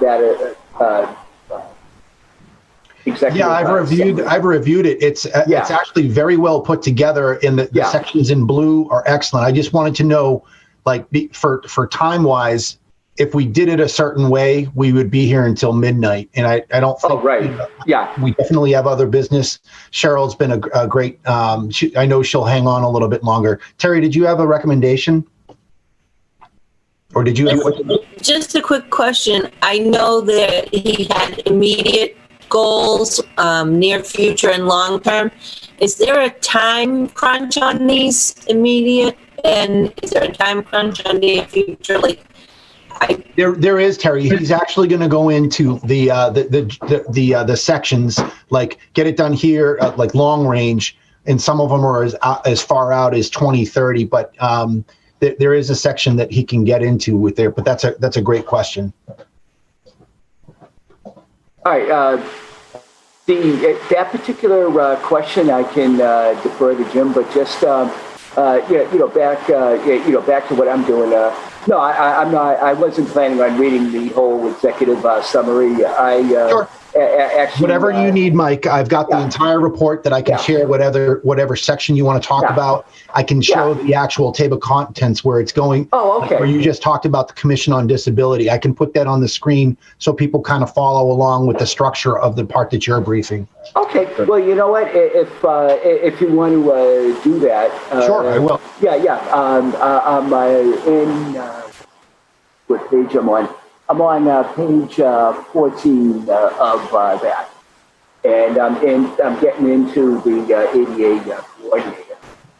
And while you get there, Mr. Curry, Jim, did you want to answer Terry's question, and then I'll continue. I'll continue my piece of the presentation. Question on the time frame? Yes. Yeah, so and as the chair indicated, the report is set up, and we'll go into that when we get to the actual buildings. And I'm going to provide a general overview of some of the positive findings, some of the common issues. I'm not going to go into every single building specifics because you have that in the report. And then I'm going to pretty much go over what some of the major issues are, that last kind of appendix, and what some of what we said are the priority areas to focus on. But yes, in the report set up, and I'm going to get to that, immediate, near, and long term. And immediate from a standpoint of what we would see, and these are things that are easy to do, are not complicated, don't cost a lot of money, would be the next 2 years. Near term would be probably from 2023 to 2026, and our long term is, as your chair had mentioned, like 2027 to 2030. But this is a document, and it's set up to be this way, that you have the plan in place, and under the ADA, it's so the feds recognize that jurisdictions are limited in resources. And there's information in the document that talks about that, and also about cost feasibility, and whether the cost of doing something is worth versus the benefit that's gained. And we talk all about that in the plan. But also it's also about how much money you have to do this. So if you build into your capital plan over time, and you need to adjust things, and you can document that, well, we had X, Y, and Z happen this year, so we have to now move our time frame out a year or two. That's acceptable as long as you document it, incorporate it into your plan. 521 CMR is different because once you invest money into a building, that triggers the building code on the state, and it's a 3-year period. So it can't say, well, we're going to spend so much money this year, and then we're going to do so much. It's composite over 3 years. So once you go over those thresholds, that would trigger what degree of compliance you're in. And then when you do the compliance, you have to look at both the state and federal regs and make sure that you're complying according to the higher standard of the two. That's a long-winded answer, but that's hopefully the answer. I get it. I just was, I asked because I was wondering if there were penalties for non-compliance, but I hear what you're saying. There are time limits. Good question. And the penalties, so you have a plan in place. And the plan is your protection from potential litigation. If you do not have a plan in place, or a plan that's not up to date and current, 20 years old, that's 3 pages long, and someone, let's say someone, and we'll get to the curb ramps. So someone is going off a crosswalk and it's granite curbing and goes into the street and they fall, they get hurt or whatever, and you're subject to litigation. If you have a plan in place, which is required by federal law, and you had recognized that you were going to make those improvements and you're budgeting for it, you're offered protection from potential litigation. Not guaranteed, but there is protection here. If you have no plan, there's no protection. Thank you. All right. So, so back to the self-evaluation. Again, I'm on page 14, speaking about the ADA coordinator. The Mass Office on Disability lists the Templeton Building Commissioner, Richard Haynes, as the ADA coordinator, on the website. There's no listing or information regarding the coordinator on the town website or in its 2019. We recommend that, that appointment and listing will be added to the town's website and posted in the town hall and listed in public notices. The town's website, at least we were not able to find anything regarding non-discrimination policies, regarding the residents or visitors with disabilities. Was there anything posted in the town hall bulletin boards? There were non-discrimination policies posted on the bulletin board, but they pertained only to employment, such as being an equal opportunity employer. That does, but at least those equal opportunity employer statements, it does include people with disabilities.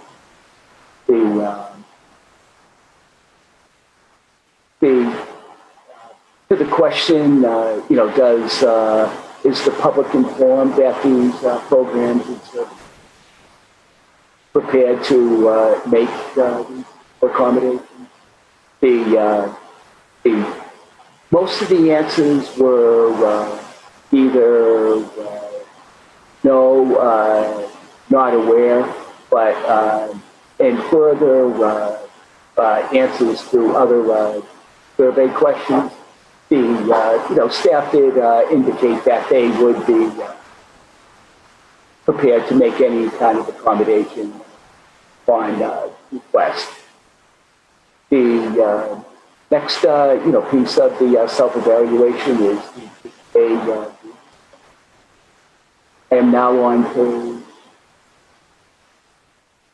Not really sure. I'm moving the pages, but the numbers not changing. So sorry about that.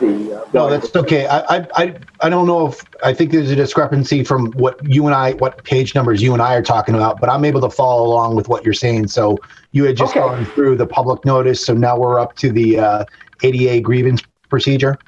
That's correct. Yep. Yep. With that,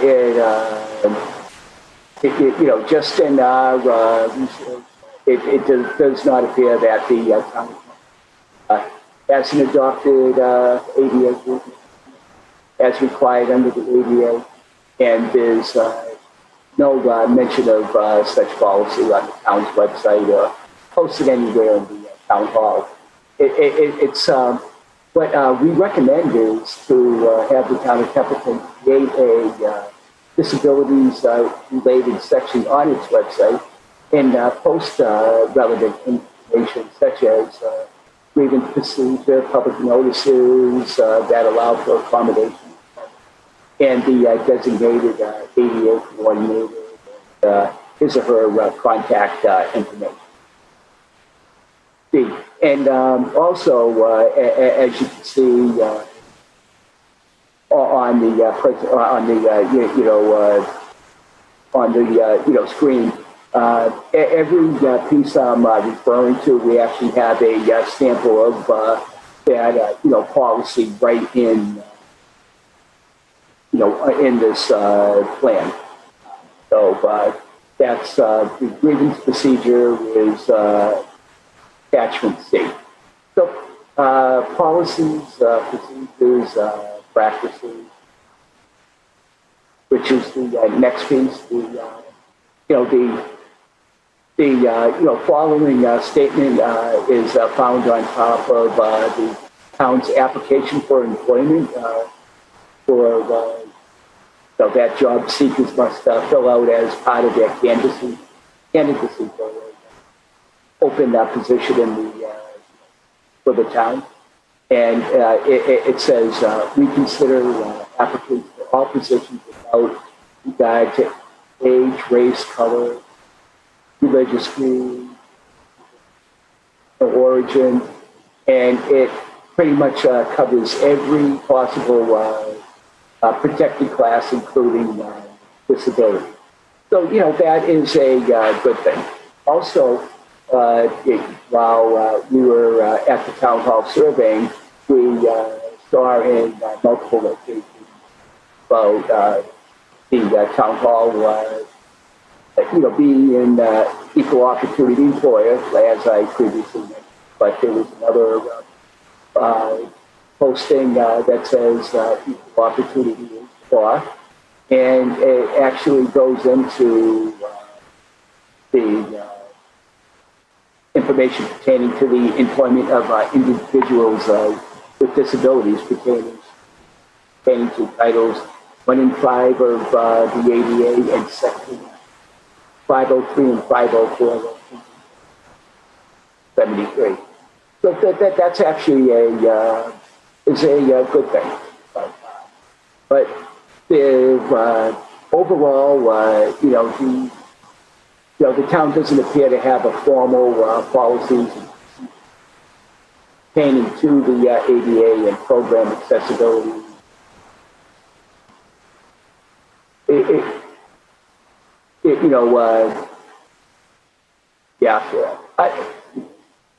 I think you understand the gist of it.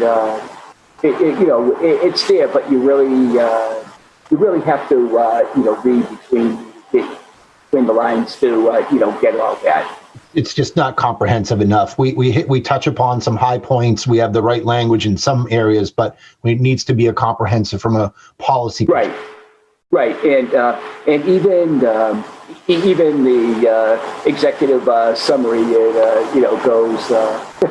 It's 42 pages long. So so exactly what you're saying. Okay. So reasonable. Griffiths has a question for you, Terry. What's that? Mrs. Griffiths had a question for you. It was more for the mic in the board. It doesn't look like it says that we don't have a commission, and is it a law that we have to have a commission? And then for Mike, it's we have our select board goals, but does this change our select board goals going forward? Quite possibly, but I will say this, Terry, we are way out of compliance with all of the things that they're bringing up tonight in recommendations and otherwise. We don't have a lot of this stuff. So we should look at this with open eyes to say, all right, it's going to take some time. Remember, as Jim and Mike had described, there's going to be immediate, intermediate, and I forget what the middle one was, and then long range stuff. So we've got to come up with a plan. Like you was saying, having the plan puts us in somewhat of a compliance zone. So you should be shocked with a bunch of these things. If you are shocked this evening, then that's good. Then this report was well done and it'll be well received. But don't get panicky in terms of, oh my God, we're culpable. We're gonna, suffer whatever. This is what we need to be able to do to move along and coming into compliance. And it's going to probably outlive our terms or otherwise. If we want, if we keep our nose to the grindstone, then there is light. What Jim and Mike are here tonight are telling us that there is light at the end of the tunnel. I had Holly print the report off for me, and believe me, it was information overload, as I called Tim, because I'm like, oh my goodness, this is huge. And he said information overload. So I got those words from Tim, because it is something that, I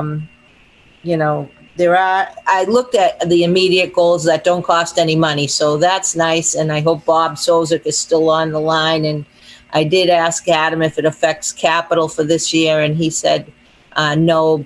And I believe he can pipe in if he wants, that he came up with some money with Bob to get some of the other things accomplished that do cost a little bit of money, but then again. Let's take it step by step. So, receiving the report, Jeff and Tim will, sounds like an operations order. We got to receive the report first. Bob's on tonight, but I can tell you the other department heads have also reviewed this and have recommendations and observations on it. But let's get through receiving the report tonight. I certainly ask questions as you go through this, but I think it was a good point to make, Terry, that there are a lot of things that we're not compliant with, but it should not scare us. It should actually embolden us to get to the right place. I'm ready to move on, Mike, if I'm up to reasonable accommodations.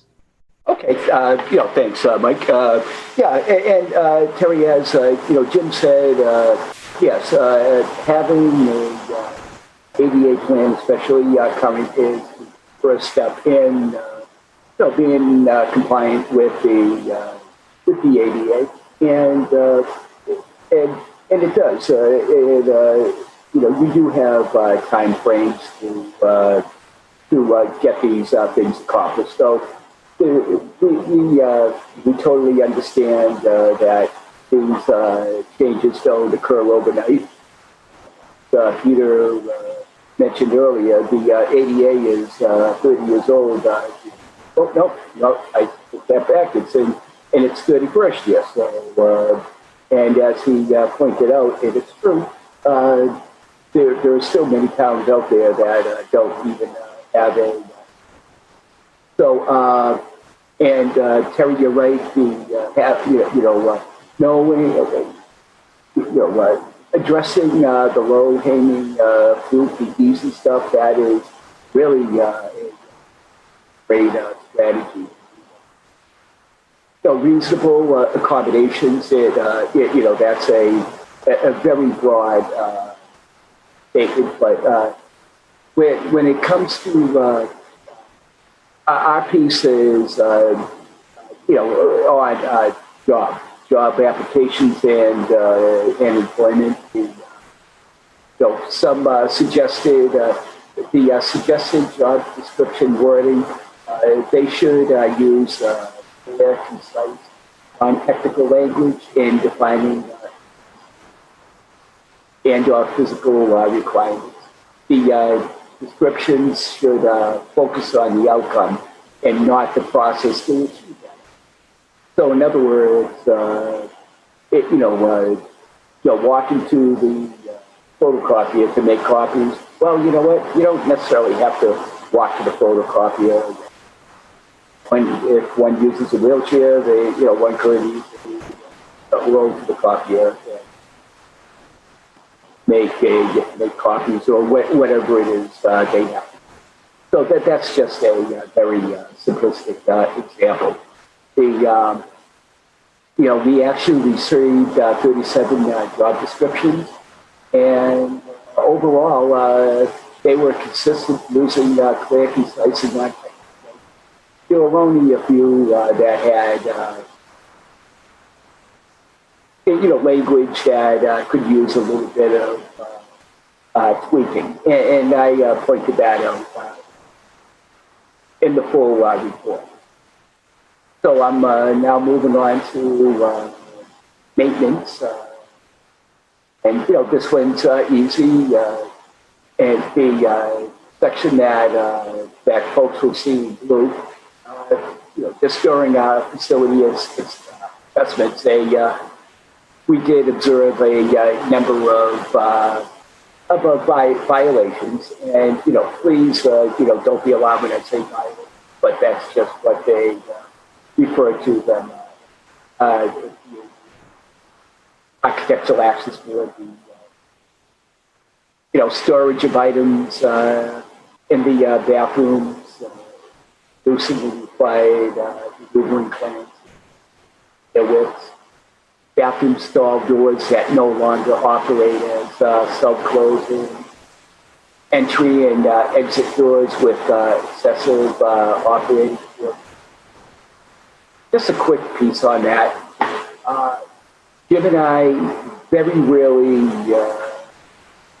need a door that is compliant in opening doors, especially interior doors. It's and I know Jim will mention it. it shouldn't be more than 5 pounds for an interior door, and many of them don't that requirement. They tend to be a lot more. And I won't even go into the closing speech, because I know Jim will be talking about that. Other pieces we noticed were missing elements such as signage, that those people what function this room is, missing protective equipment or installation on sink plumbing. And I'm talking about the sinks that are meant to be accessible for and deteriorating sidewalks, walkways, you name it. The next piece I'm going to go on is talk about is effective communication, auxiliary aids, and services. So this again, it's a broad subject, but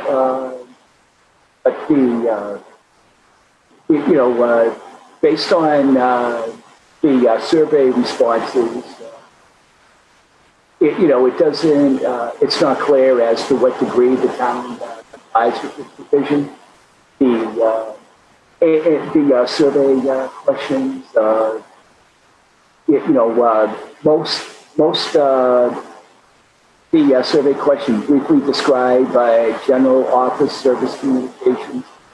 Typically, how is information disseminated and communicated? Are there assistive devices or auxiliary aids, such as a TTY, TDD, sign language interpreter, which are used or available, where mostly none being used, not aware of any, or no auxiliary devices are being used.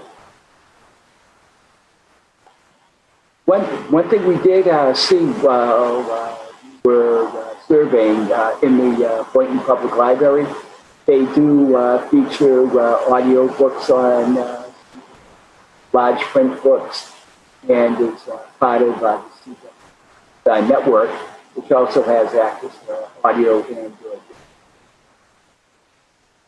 reading resources. So there's stuff out there. I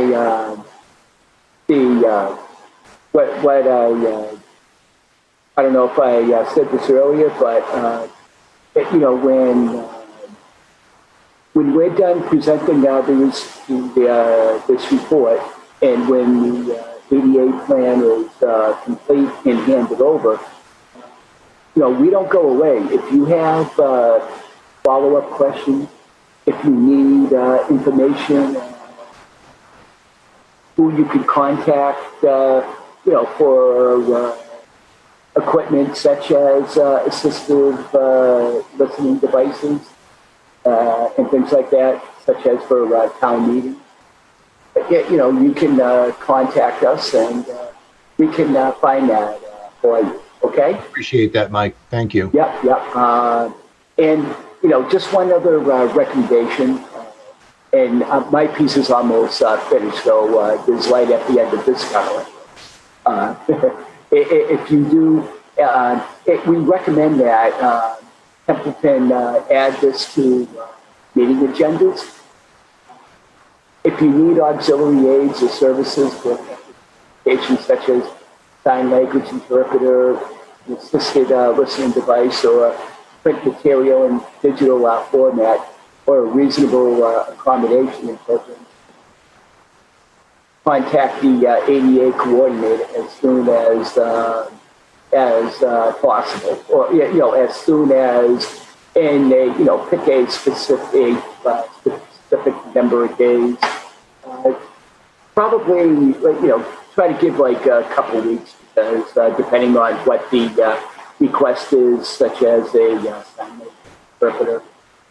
Knowing from experience, they're not the easiest to get on short notice. But, we can help you with other sections of devices. Right. And tonight is like the first section of that. You know, like I said, I hopefully I'm not like overusing the phrase, but we're receiving the report and then we can come up with what is our strategy, who is going to be on that commission, who's very, you know, is definitely looking at the makeup for what that that board, that committee needs to look like. Those will be the discussions that we then have to say, hey, do you remember Mike Kennedy? He said we could call him about the sign language stuff and those reasonable accommodations. So taking diligent notes, but thank you for that. It's a big help, especially with a big report like this. And just so you know, Town of Templeton is Center for Liberty Working actually has a deaf and hard of hearing department, and Jim and I recently heard back from the town of Lancaster, whose plan we administered as well, and they contacted us for companies that have and or install assistive listening systems. So we were able to accommodate them because I actually have access to that kind of information. Now it's down the virtual hallway because we're all working remotely as well. But otherwise, I only had to go like 20 feet over to the next department. Thanks, Mike. I could just jump in for a second here, Mr. Chairman. Yep, Mike and Jim have been working with us for seems like a few months, if not a little bit longer than that. And we provided a ton of materials for them to get the information that they required, from going back to, I believe, the first step was getting the map and all the materials together for them, and then proceeding outwards of doing a questionnaire among staff and providing those various job descriptions, which we've accomplished, putting those together. But obviously there's some fine tuning and getting those materials to them, and them going through and with a thorough assessment at least gives us the tools where we know where we need to work on certain aspects. Bob's also will pipe chime in too. He's going to start incorporating some of that already into the budget. So we're making progress. I think Jim, Mike, Bob, we were on a call about a couple of weeks or so ago, and they did mention the fact that although this report seems like there's a lot of information to take in, the town of Templeton is actually in better shape than other municipalities they've been to. So they did say how the police station, the town halls, but moderately in compliance. There's a lot of positive areas within this report, but just not to get caught up in the areas of improvement that we need to work on. Like you said, Mr. Chairman, we did the report. It puts us into a better predicament, and not to get overwhelmed by the information. They're a resource. They're going to continue. We could reach out to them, and Bob and over at Development Services, we've been closely monitoring certain aspects of this. And Mike, I appreciate you letting me interject here and provide some little bit of information because it seems like we spent a lot of time together these past few months, and whether it be via email and the like, but we've come a long way from where we were before. Not a problem, Adam. That's good. Can we continue? Sure. And, Adam, thank you. You're right. And you've been very helpful to us in, getting the information that we need. You, Holly, and again, even your staff who we would, contact ahead of time saying, hey, we want to come out and visit and look around your facility and ask a few questions. And everyone was very accommodating. So now I'm on to the town's website itself. I see here I see that the town of Templeton there's government websites by Civic Plus, and many of the towns that we have surveyed use Civic Plus, and it just, in my humble opinion, I'm not a website expert. They're actually a good platform to work with, and the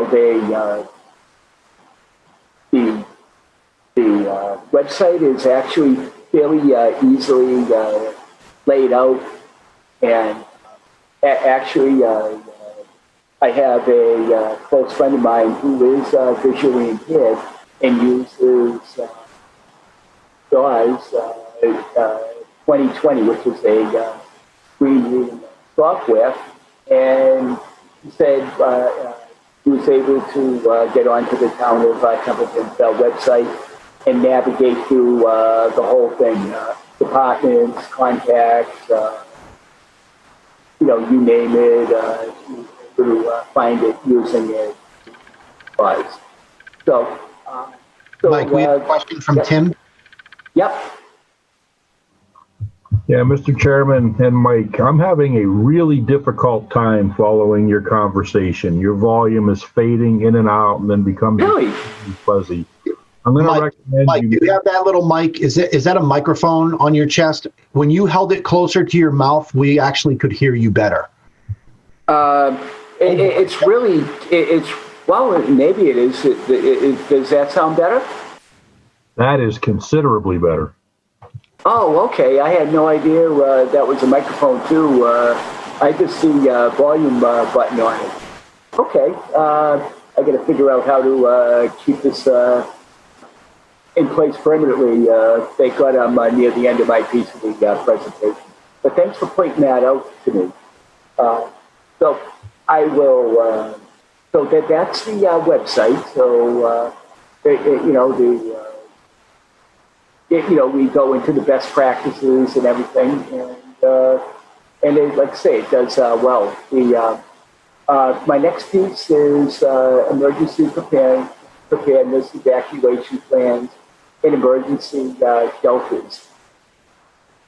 The town of Templeton does have a emergency management director and a community emergency response search team that that is there to educate people about disaster preparedness and trains them to respond to such disasters as no fire, search, rescue, you name it. They have that. Templeton residents can sign up for Code Red, which allows authorized officials to create and rapidly disseminate time-sensitive messages to all the telephone numbers stored in their database. And according to the emergency management director, he and his team are currently working on their comprehensive emergency management plan, and it is their intent to expand this plan to those with disabilities, and it is recommended that the guidance provided in Chapter 7 of this document be followed when updating to include notifications and persons with disabilities. And I'm going to finish off with polling places. And the voting in town takes place at the food gym. And the town clerk states that the polling location features 3 lower wheelchair accessible voting tables and a automatic voter assist terminal is also available. And this automatic voter assist terminal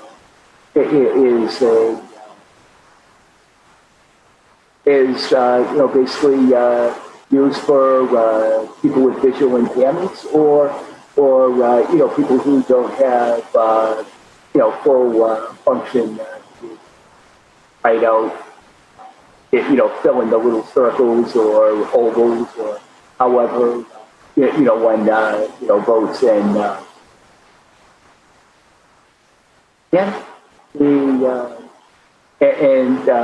the town clerk further stated that you probably see the automatic machine that has actually a little screen on it.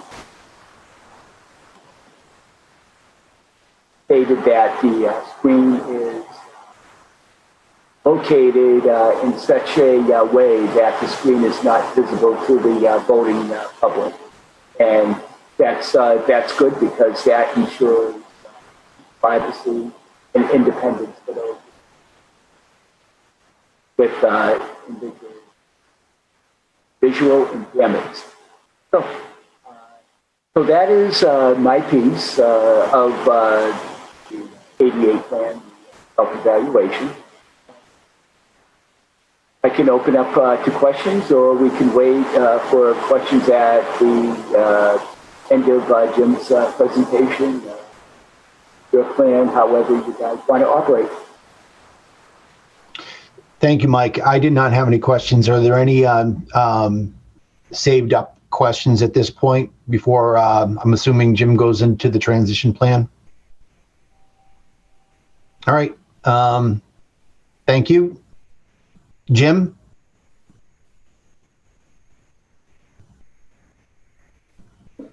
Okay, so I'm not going to have you glaze your eyes over. I've got 3 pages here. I'm going to go to basically go over the format. I'm going to talk about some of the positive findings, because when Adam, Bob, Mike, and I, and actually Courtney met a few weeks ago, after you went through our summary, Adam's like, is there anything positive that you can say about us? So I'm going to do that from the beginning. Then some common issues, and then some of the major issues, prioritization. So if Kevin, if you can go to page 44 on the plan to show on the screen. Yep, stand by. Hopefully it's the is that first page? Town Hall, yes. You got it. Coming up. Okay. So, and maybe you can, as I go through, you can maybe scroll down, go to the next page in a second. So we looked at each building, facility, recreation area, and then streets and sidewalks occurring in town.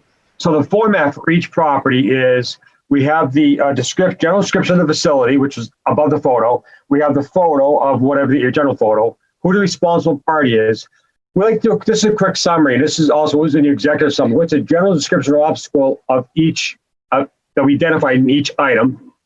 And then if you go to the next page down, I'll keep on going. Okay, right here. That's good, right there. Then we have the actual detailed assessment. So we have a general description of what the obstacle is. That's specific description. We have the 2010 ADA citation. Now, if it's multiple items, there's in like 505, there's like 505.1, 0.2, 0.3, 0.4, so on. Same thing with 27. So if there's many things on that section, we just list the section in general. If it's very specific, go back up. Yeah, right there, stay there, that's good. It's very specific, like look at the paper sheet, entrance, egress. We'll use the specific reference or citation. So we do that, and then we have a very specific action to be taken. You can see, what it is for the stairs and the heights and the shape and blah, blah, blah, and all that. And then we do priority, feasibility, and time frame. Time frame is, immediate, near, far, and we've discussed those with the years. The priority, we always assign as 1 is getting into the building. 2 would be access to goods and services within the building. 3 would be, I'm sorry, not priority, I'm getting that. 3 would be bathrooms, and then 4 would be anything else. On the feasibility, 1 would be if something needs to be moved. because it's reducing the maneuverability or clear width. Anyone in town hall could do that. So that would be feasibly one. Maybe if it requires something more a little complex, maybe you need to change out a door hardware. That could be, maintenance staff, maybe possibly DPW. That'd be 2.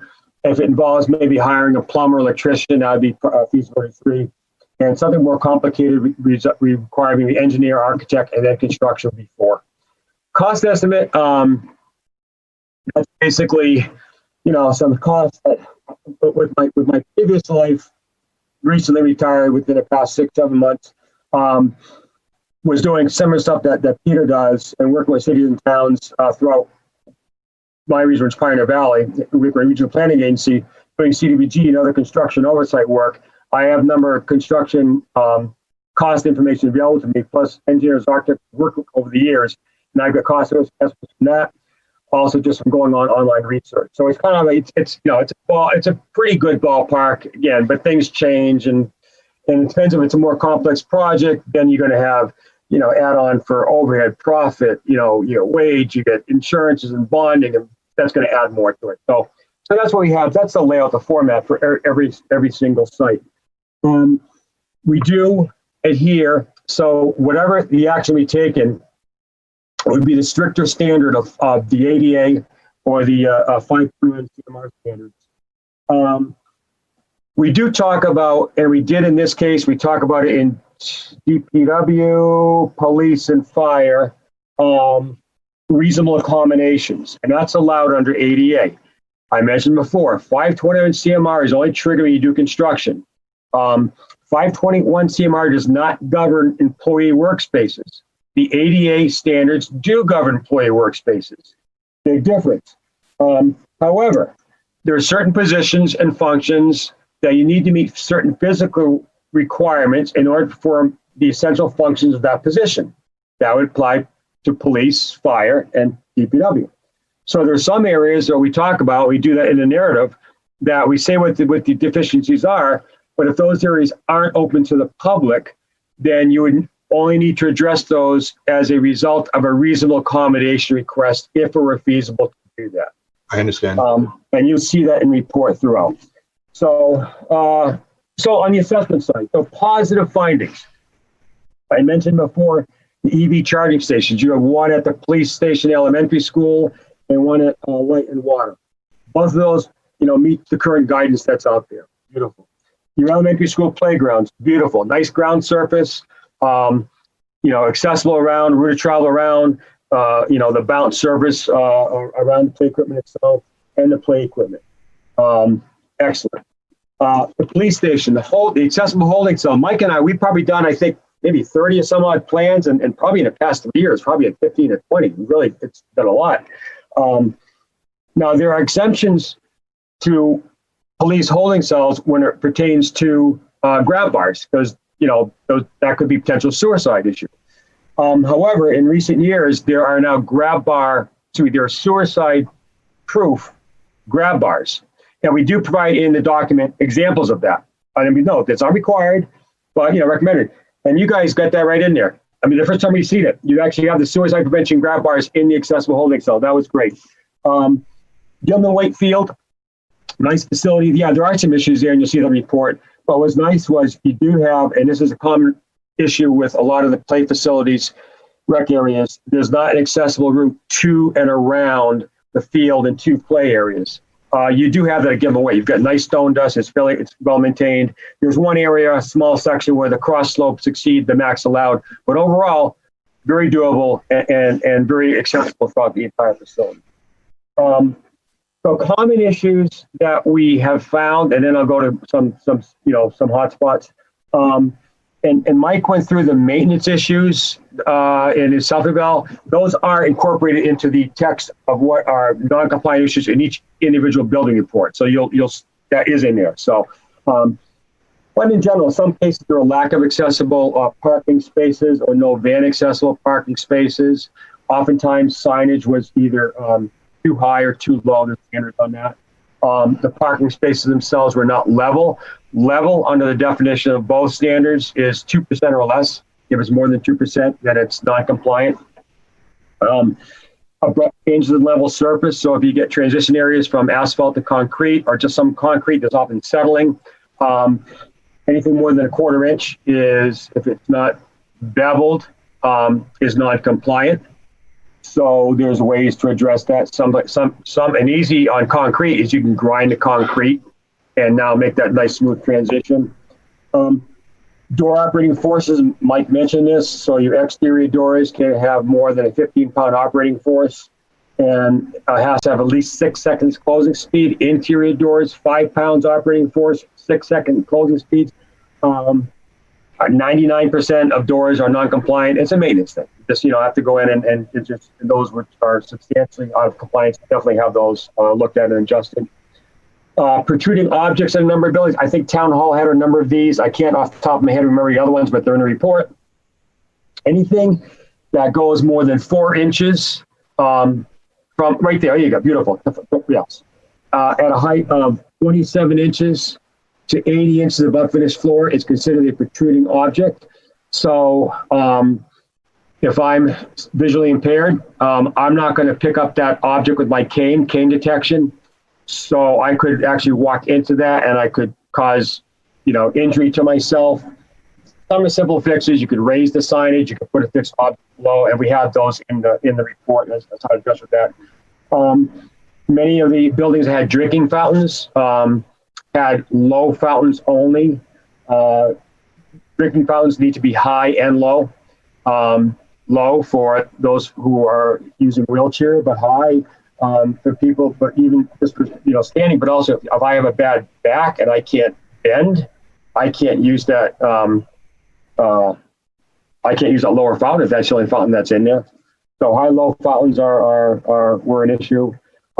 In many cases, stair railings didn't extend at top and bottom. So stair railings must be again, they have to be oval in shape, 34 to 38 inches above finished floor. But they have to extend if feasible. If it's a protrusion, then it's not required. 12 inches at the top of the stairs, and the slope distance of one tread at the bottom of the stairs, and then 12 inches out. In many cases, that wasn't the case. Now, in this case here, technically they're not compliant with the railing in shape, but you wouldn't. This would be a problem if you extend it down, because this would be an issue with plowing snow and that sort. In this case, there should be an exception. You wouldn't do this on this photo number 4. You wouldn't do the extension at the bottom, and you have them at the top to your set. But I think I probably did that because of the shape of the railings. In many cases, employee kitchenettes were too high and lacked knee clearance. And again, you could have a person performing a job office. There you go. Number 5, performing administrative work in an office setting, and they wouldn't be able to use this, this kitchenette. In many cases, the hardware on doors was knob style. That requires pinching and twisting of the wrist. It needs to be a lever style or something which doesn't require pinching or twisting of the wrist. In many cases, signage was mounted too high, too low, or not on the latch side of the door, or not mounted at all. That's tactile designation signage for the room. So the ADA standards, I mentioned before, differences in heights and all that. So under 521 CMR, 54 inches is the reach range allowable. Under the 2010 ADA standards, it's 48 inches. So anything that is more than 48 is non-compliant. In many cases, dispensers, especially now sanitizers, that's a new thing now. So sanitizers were too high mounted, light switches, different devices. A number of service counters were greater than 36 inches in height.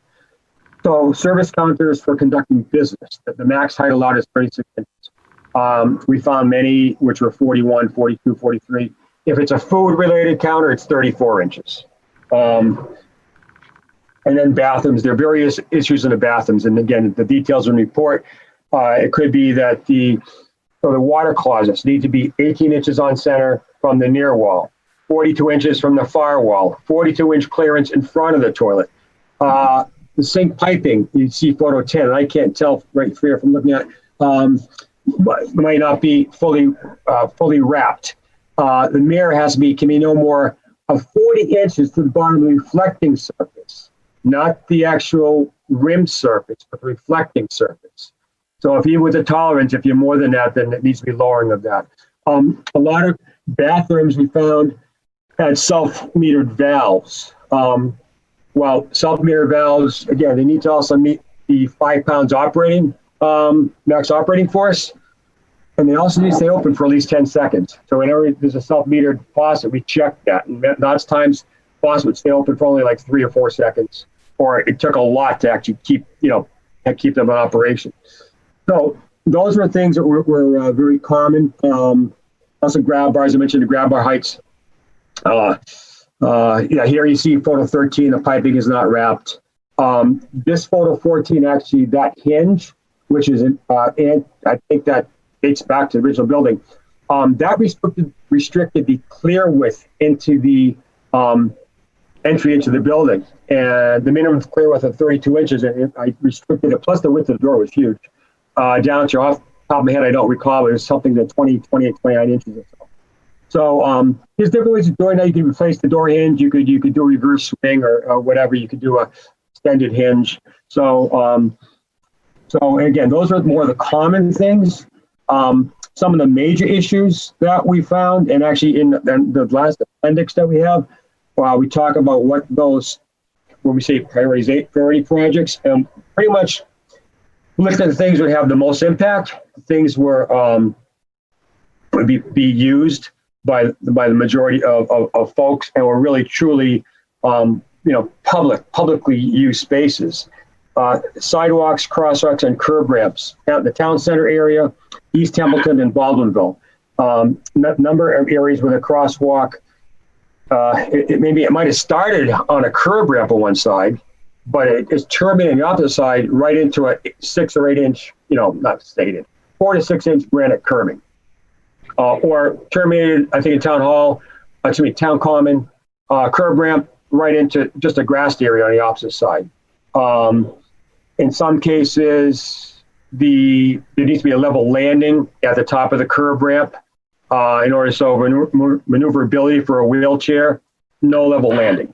And then,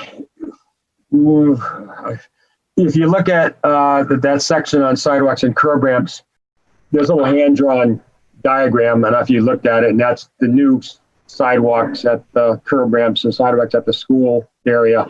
There are numerous violations in that area relative to excessive running slopes, apex curb ramps.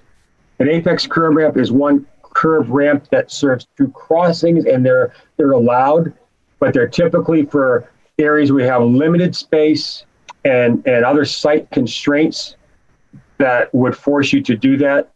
It's a pretty flat area. There really aren't any site constraints that would require that. And it's one case that apex, which kind of goes in 2 directions, kind of ends up partially in a curb ramp and also partially in about a 4-inch granite curbing. So that's a problem if you're sign impaired and trying to use that to go across and get to the other side.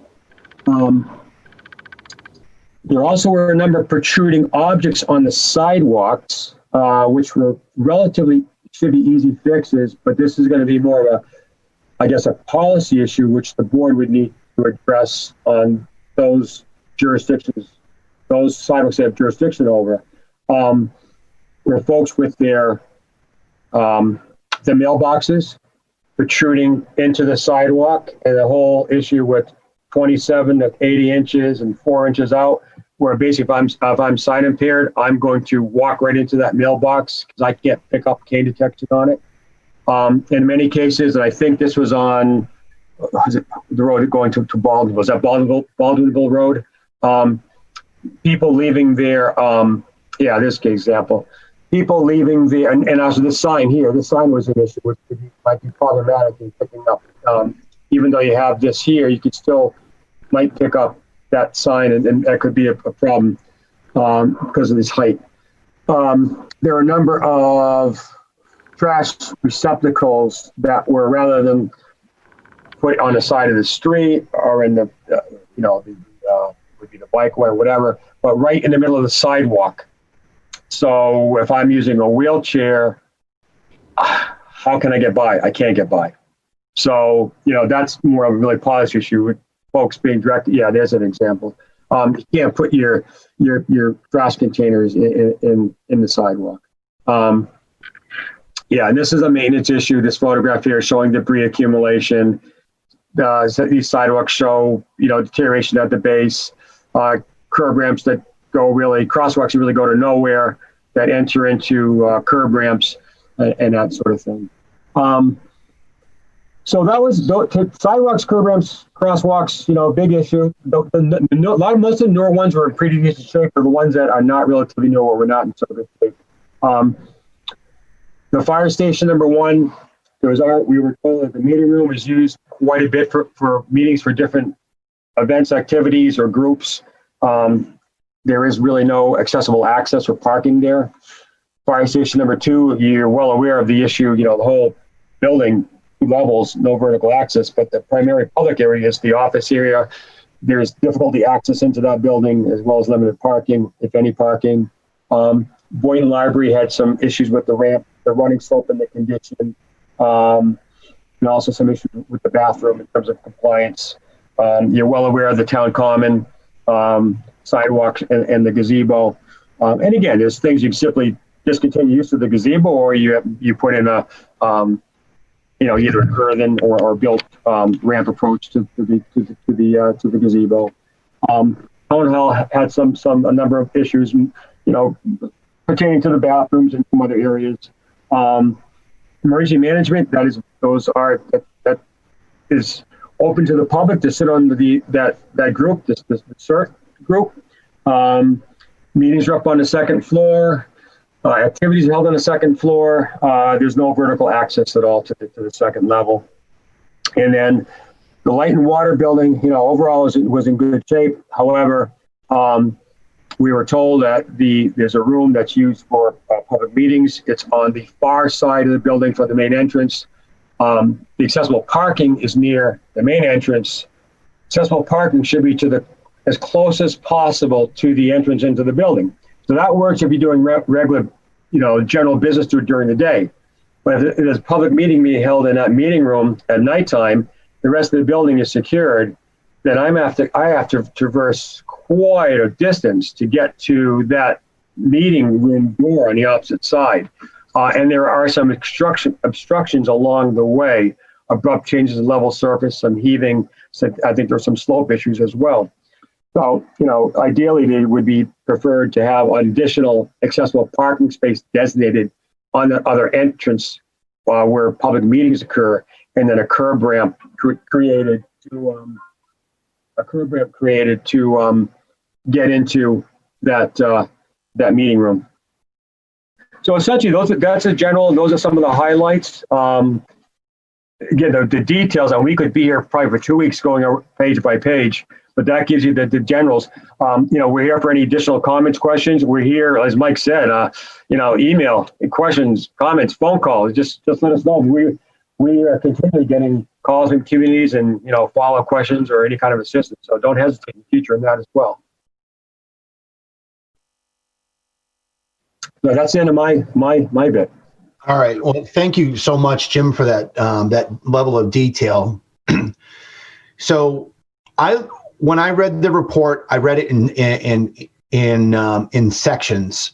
Because it was first in the actual report, I paid attention heavily to the municipal building assessments, because really that was what I was waiting for. I guess from my own perspective, the bonus was everything else that you did: the fields, the playgrounds, the memorials, like you said, crosswalks that go to nowhere. So that was very informative. To my team, I just want to share some of the things that I thought that, or at least one thing that I found very interesting. In the tables for each of the assessments of each area, it gives the amount for it. If you scroll through this, you would think this is going to be $1 million, $2 million endeavor. I can at least tell you what I added up from the municipal building assessment alone, and including the polling place. We're only looking, I say only, don't throw things at me, $323,000 to basically come on in. So as bleak as it just seemed when Terry said, oh my goodness, there's a lot that we're behind on a lot of these things. If it only costs us $323,000 over the long term to fiscal year 2030, I think if we came up with a plan, it would be doable, grant wise or otherwise. I just wanted to be able to frame it to say, if we use this report and all of the swags that Jim put in there, it's about a $323,000 endeavor to take care of all of those things for at least the municipal buildings. So I very much appreciated that mental picture it gave me, Jim and Mike and Peter. The only thing I need to add is that if something gets more complicated, and I think we have that in there, you got to figure out on 35%, because if you need to bring in a designer engineer, and then you need to bring in, you put it out to bid and all the else, it might add more if it's a big project. But you're right, you didn't have a lot of big projects. Most of them were just maybe you need to get a plumber, not you need to get an architect, engineer, and do that kind of stuff. So you're right, the numbers are relatively low overall. And like you said, you can move some is just a matter of moving things around. I went through and started circling all the immediate and the $0 figures to try to count those up of how many we can whack off for free. I have no further questions. Mr. Chairman, Mr. Sozik's also here. I see that. I know Mr. Sozik, he's been working with us on this matter, and he put together some plans to start addressing some of these in the prioritization of projects. And the people, Bob, are you on the line? He is. He's here. Yep. Did you kind of want to just bring that up to the board a little bit before we move on? Well, like Adam said, we've been working together with the ADA committee in the report. That was a good first step. Now I think we need to create a team to overlook this extensive work that needs to be done. But like Terry said, there's a lot of stuff we can nip bit in the butt with our own employees and staff, parking spots, sign heights, and moving stuff around. Absolutely. Everything's all the small things are going to add up to finishing and making us in compliance. And talking with Adam under the buildings and grounds, the 5,700 account, we call it, Mr. Terranese, always wanted to keep that budget and keep that sum in there. It's not a lot, but it's enough to put back into the buildings, and where we're starting right off the bat with this budget season, planning on tackling some of this stuff. I think we're in a real good start. I don't think it's nothing to panic about. I think we need to create a team and get together and with the department heads. And if we all work together, I don't see a problem getting this done. And as we progress, like Mike said, there might be some possible grants out there or otherwise. But I think we're off to a great start. Thanks, Bob. Could I just add a quick comment? So one thing, there are two buildings. And let me before I say anything, Bob is great, because every time I call Bob, I can't get into this building. All right, I'll be right there. Bob, I can't get into this building. Bob, Mike and I are over here. And right on. I'll send this guy out. Bob, you're great. And I think I do you a cup of coffee, because I think there's too many times that you said I called you. But so there were two buildings, one in Gilman Way, the rec area. And Mike and I spoke to some park or rec, or I forget who it was we spoke to, and one person came out there. And that was the concession and bathrooms were closed, it was being renovated and being redone. And Scout Hall was being at the time being redone. So we do have knowing that, in both cases, we reference, we have a table which reference what the requirements are for the accessible bathrooms. And And so exactly what the grab bars, what the setbacks should be. So that's right and refer right to that. So, that's one thing, because Mike and I have run into this a couple times with municipalities. We had one actually, West Brookfield, we did their plan, I think 2 or 3 years ago. And they were going to renovate their bathroom in town hall. Their architect had plans and specs. And they said, well, we haven't put out the bid yet. Can you look at it? We looked at it, and we had not really changes, but we strongly suggested that they put in a box and then annotation of notes, specifically what certain items needed to be, because they weren't clear. And if they're not clear, it goes back to finger pointing. Whose responsibility is it? Is it the architect? Is it the contractor? And if all of a sudden the toilet's put in and it's 2 inches too far from the near wall, or the grab bars are 2 inches too high, or whatever else is done, who's going to end up, and it gets signed off because it wasn't checked, then you guys are going to have to eat that cost later on down the road. So it'd be helpful either when you have your plans and specs, those areas, if they be given a second look by an independent, or make sure that that table, which reference specifically what all the items in the bathroom, what the requirements are, what the setbacks are, what the heights are, be used to accompany the plans and specs. Even reference, must adhere to the standards provided in whatever that attachment is provided.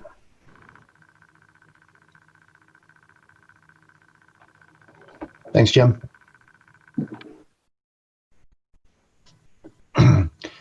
If there are no further questions for Jim and Mike or Peter, I would entertain a motion to admit the ADA report.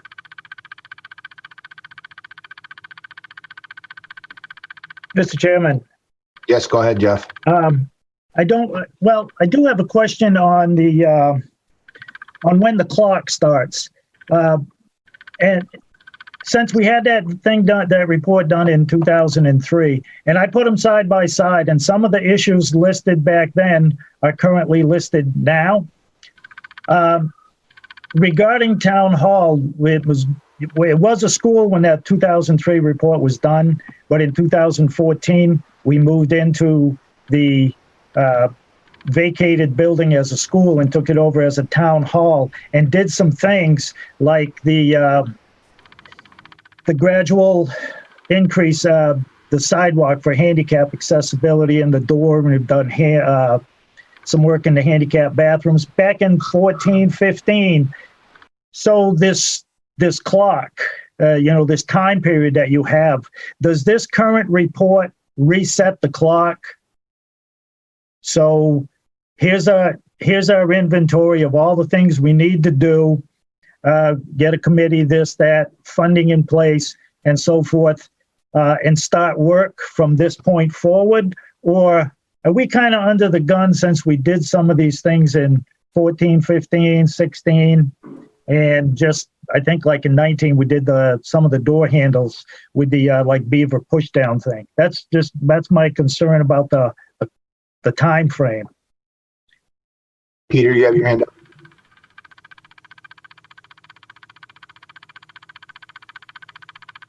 Yeah, Jim or Mike may have a different viewpoint. It's a little bit indefinite. I mean, technically the clock started in 1992 when ADA law said that every community was supposed to have completed an ADA plan.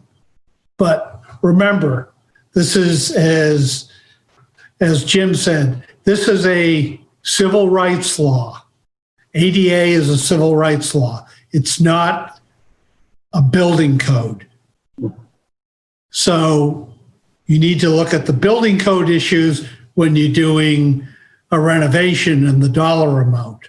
But the clock really starts if you do nothing and then you get a complaint by a resident.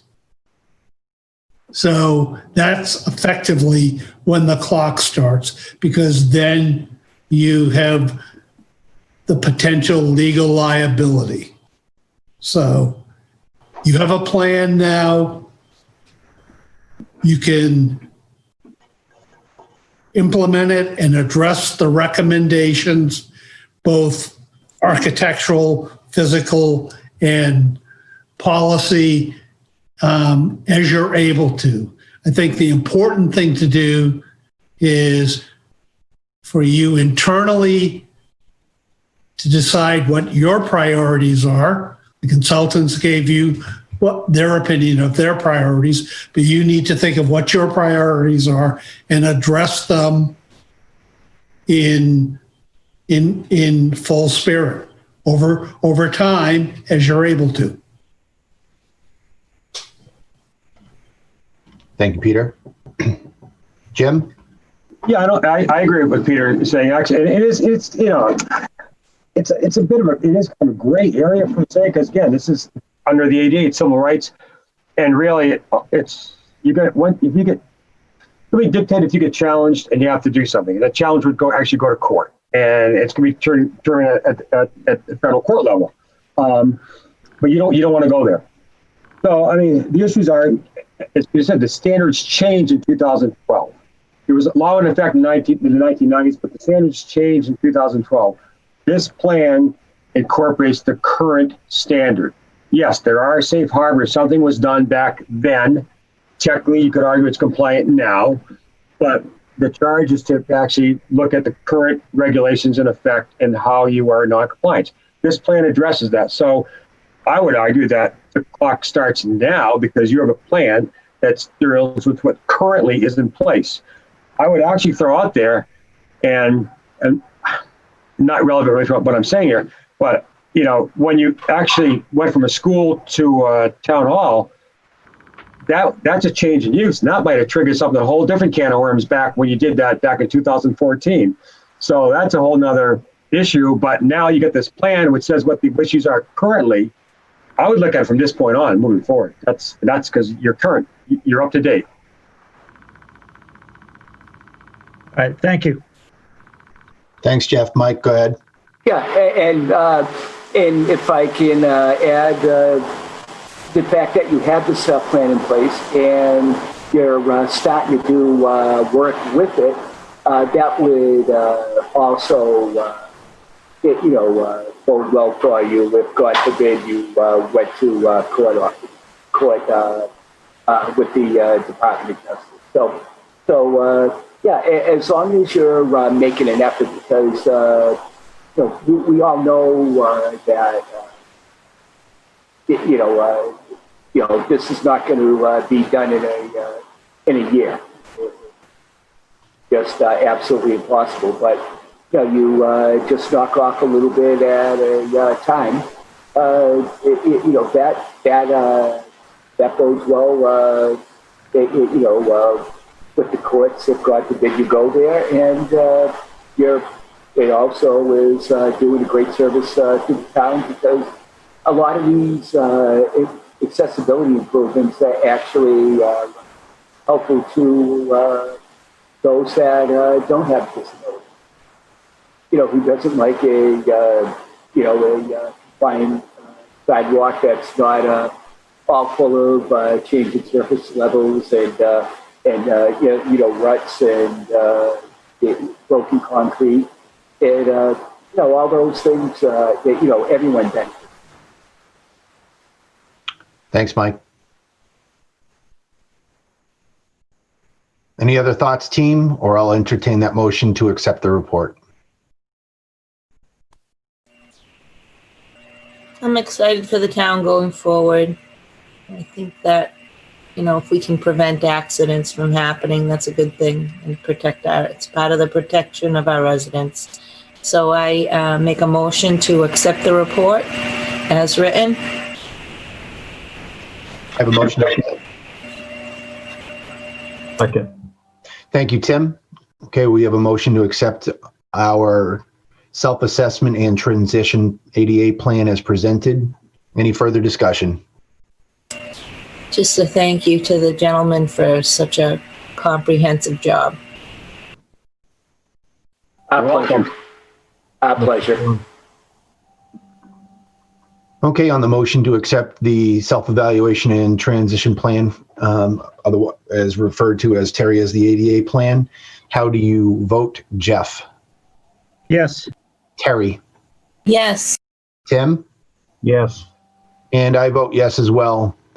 Jim, Peter, Mike, thank you very much. A lot of really good information, and very much appreciate your presentation this evening. Thank you. All right, thank you. And to be the senator again. Yep, and congratulations, Templeton, for adopting a ADA plan and doing the right thing. Thank you on behalf of all people with disabilities. Great. Thanks, Mike.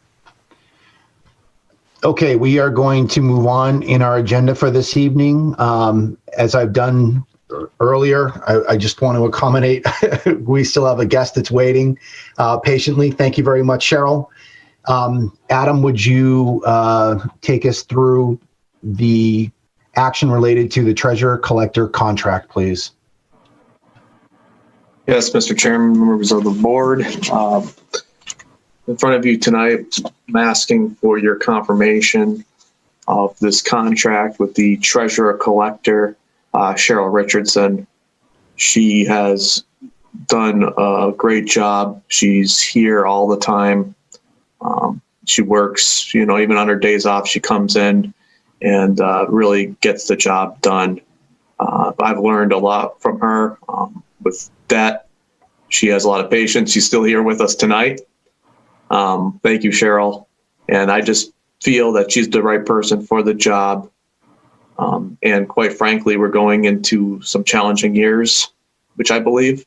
And with her experience, her knowledge, really following up with whether it be a delinquent tax property or tax title, she's been through there. She knows it. She works closely with the finance team. I work great with her, and I just feel she's the right person for the job, and that's why I'm putting in front of the board for confirmation a 3-year contract for Cheryl Richardson. I'm not sure if Cheryl wanted to add anything. She's here. She's waited for this, and I'll leave it to the board or Cheryl to add any further comment. I don't really have any comments, no, but thank you.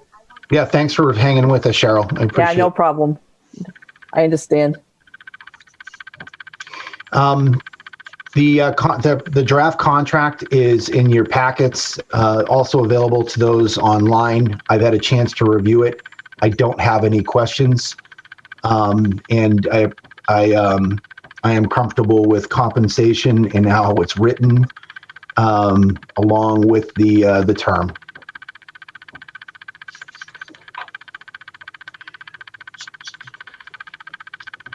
I would entertain a motion for action related to the treasurer collector's contract. There's still discussion if you need it, but at least we'll have discussion with a motion on the table. Mr. Chairman, I move to confirm the 3-year contract for the treasurer collector as presented. Second. Okay, I have a motion and a second. Thank you very much, Jeff. And Adam, I want to clarify in Terry's motion, confirming gives you the authority to sign that contract, correct? That is correct, and she would have went through all the procedures necessary for us to have a contract in place. Yep, I just wanted to make sure it was clear who is signing the contract with Cheryl's signature as well. So thank you, Terry, for using that language for confirm. Adam will be signing the contract.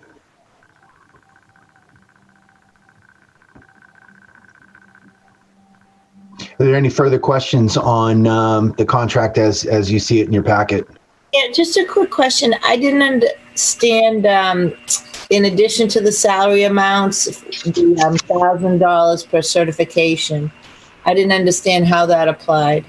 I just so if Cheryl goes out and part of her training, if she obtains additional certifications, that means she's more qualified treasurer collector.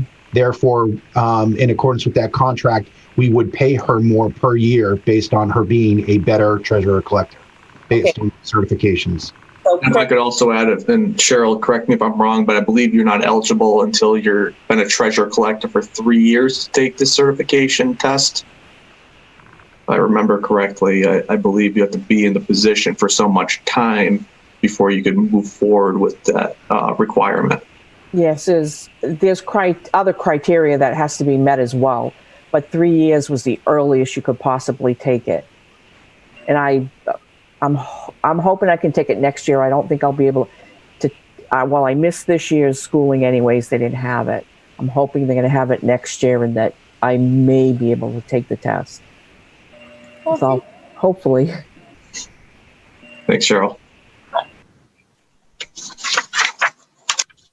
Okay, any more discussion questions? Mr. Chairman, just for Terry's clarification, that $1,000, it's like a bonus for taking a test and being certified in whatever position, like deputy assessor, accountant, treasurer, collector, through the various associations. It's the result of a town meeting vote that put that forward in an effort so we would have better trained people in these positions, and incentive to take some extra training and take that certification through their various associations, the Town Accountants, Auditors Association, the Treasurer Collectors Association, the Assessors, and the Town Clerks Association. So that's how that came about, and that's what that $1,000 is. If Cheryl gets certified through the Treasurer Collector Association, per the town meeting vote from years back, she's eligible for that $1,000, and it is, or it has been listed in the budget documents the various years. So, Thanks, Jeff. Fantastic. Any other discussion? Go ahead, Jeff. I have a question on the time frame when this is going to be in effect. You know, is it starting as soon as it's signed, 3 years? And I just like it. Perhaps we could revisit this as we did the fire chief's contract last year, or the year. Last year, to get it, on the fiscal year schedule, a 3-year thing. Because I think the fire chief, he had an oddball. It was like in the middle of the fiscal year. And we revisited it and amended it so it would start in the July 1 of a fiscal year. So you do your 3 years instead of it being like, in January.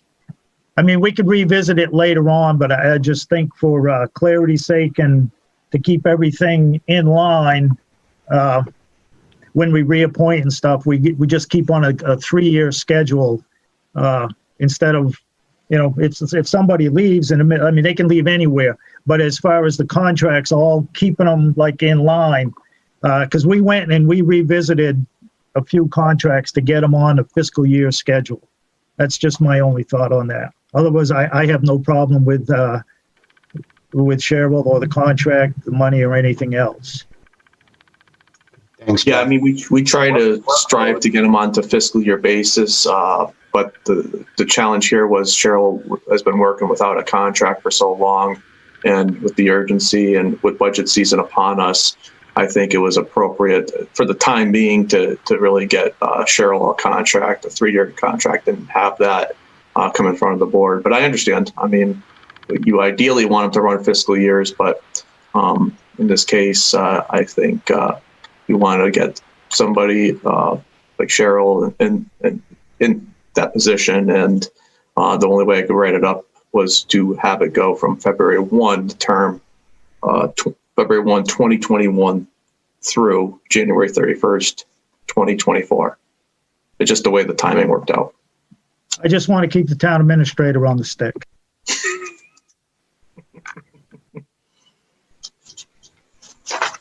Anything further?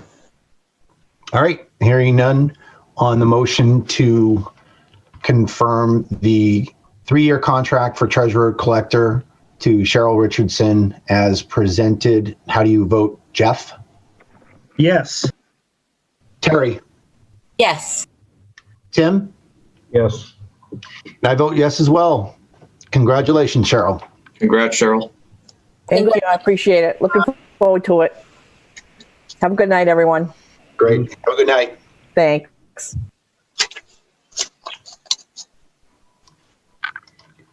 Okay, folks, we are almost to the end of new business. We have two other items this evening. We have action related to the Alcoholic Beverage Control Commission 2021 seasonal population increase estimate, and then following up our discussion from workshop on that action related to the items that we deemed worthy to change in the select board operating policy.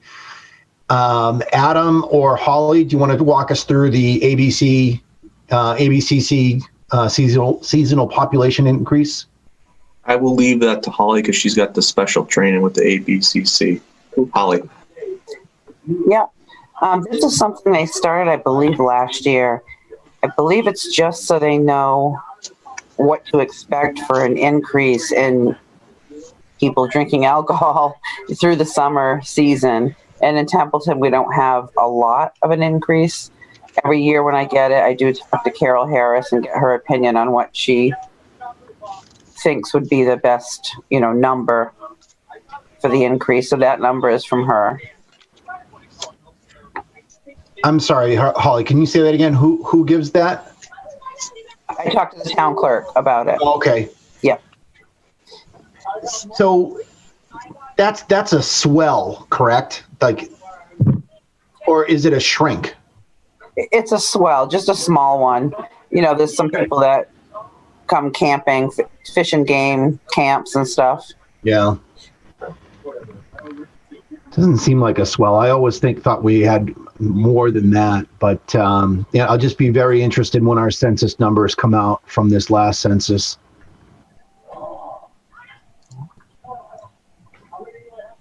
Surprised it's not affected by COVID. Well, this is her estimate. It could be less. Okay. I'll entertain a motion to accept that if anyone would like to.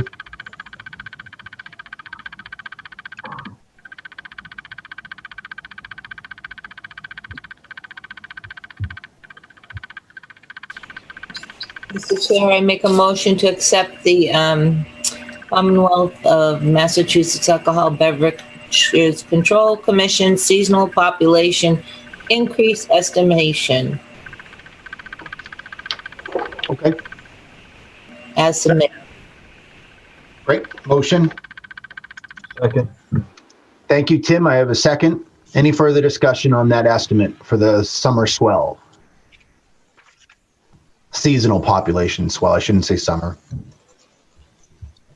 Okay, hearing none on the motion to approve that estimate for 2021 seasonal population of the ABCC. How do you vote, Jeff?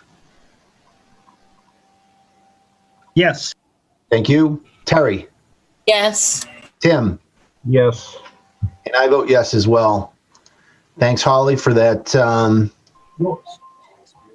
that document. And last item on new business this evening is action related to the select board operating policies, operating procedures policy. I'll go ahead and put the cover sheet for that up in just a second when I get to it. Mr. Chairman? Yeah, go ahead. Don't forget the minutes. I will not forget the minutes. Okay. I promise.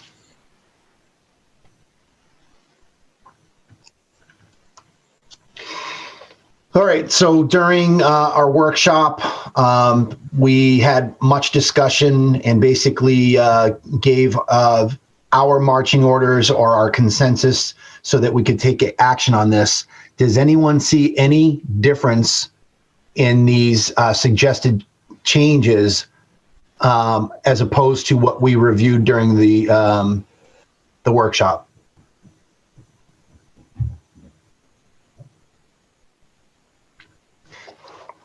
If they line up, just to move things along, or if we need to have any further discussion on them, if anyone had any time to think through things, then I would wind up asking for a motion to basically ratify what we had discussed on that 3 January meeting. If I could just also jump in, I mean, these are our operating procedures that we went over. Obviously, like the ADA report, there's going to be some things that we're going to have to continually update our policies. So we're taking care of some here and there, and we'll continue working with the board and cleaning these up.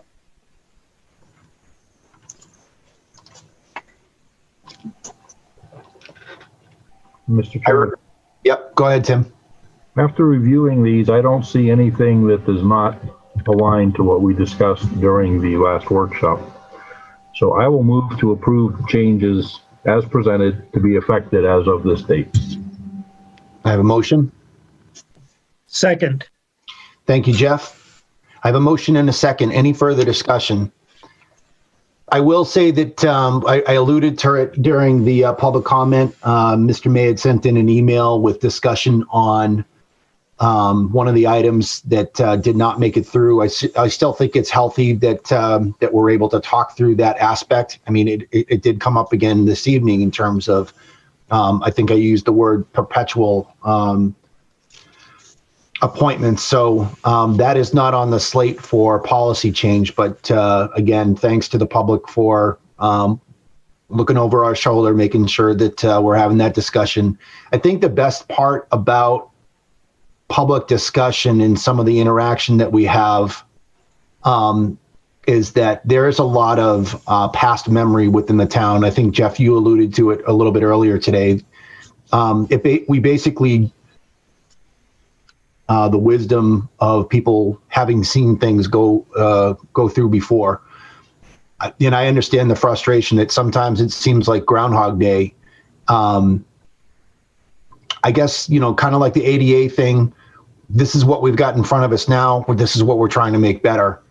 So I think that the operating procedures policy changes that we make here tonight, again, further sharpen our saw. And that's a good thing. Any other discussion on that motion to accept the changes?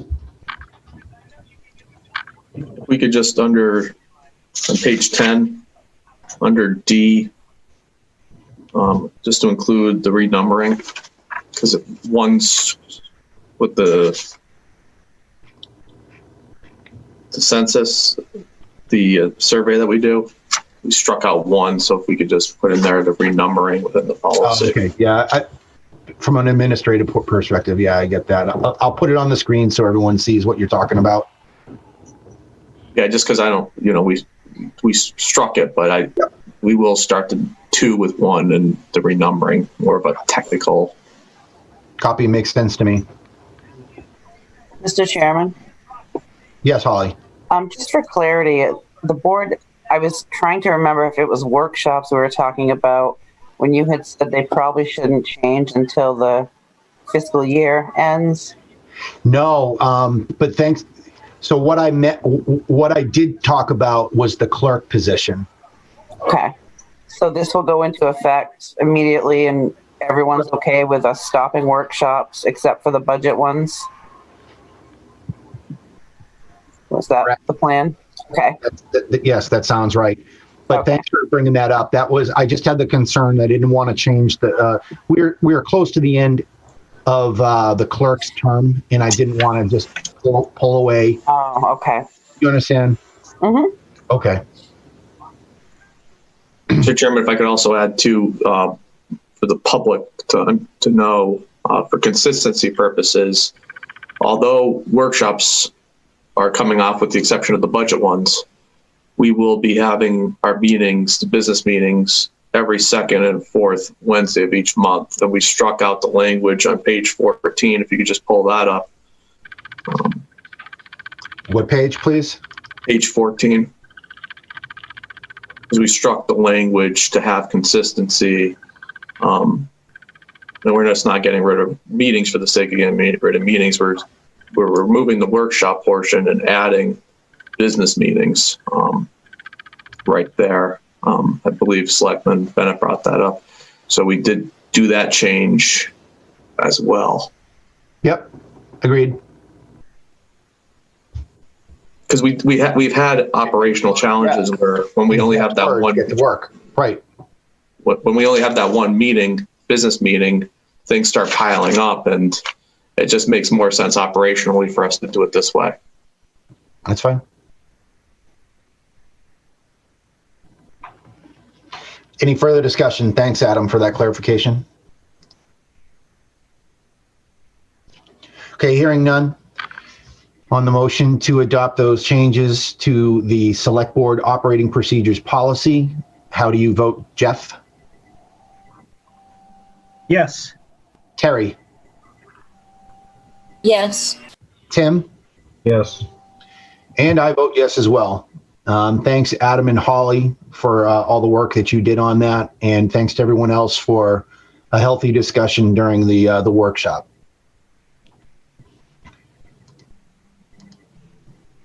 Okay, next item, approval of minutes. We have minutes for our December 2nd meeting and our December 9th meeting. If everyone has reviewed those, I would we could probably lump that together in one motion. I move to approve the minutes of 12/2/20 and 12/9/20 as presented. Thank you. Second. Great. I have a motion and a second. Thanks, Tim. Any observations on those minutes? December 2nd, it was a workshop, and on the minutes, it says business meeting. In my packet, anyway, that's what it says. December 2nd was a workshop. Could have been a typo. Holly, do you have a mark on that? So you would adopt the minutes as amended? Reflect workshop? Yeah. If we just make that change, I wouldn't have a problem with that. Holly takes the note to just make sure that it's annotated as a workshop. Thanks for that catch. Okay, any further discussion on the amended motion?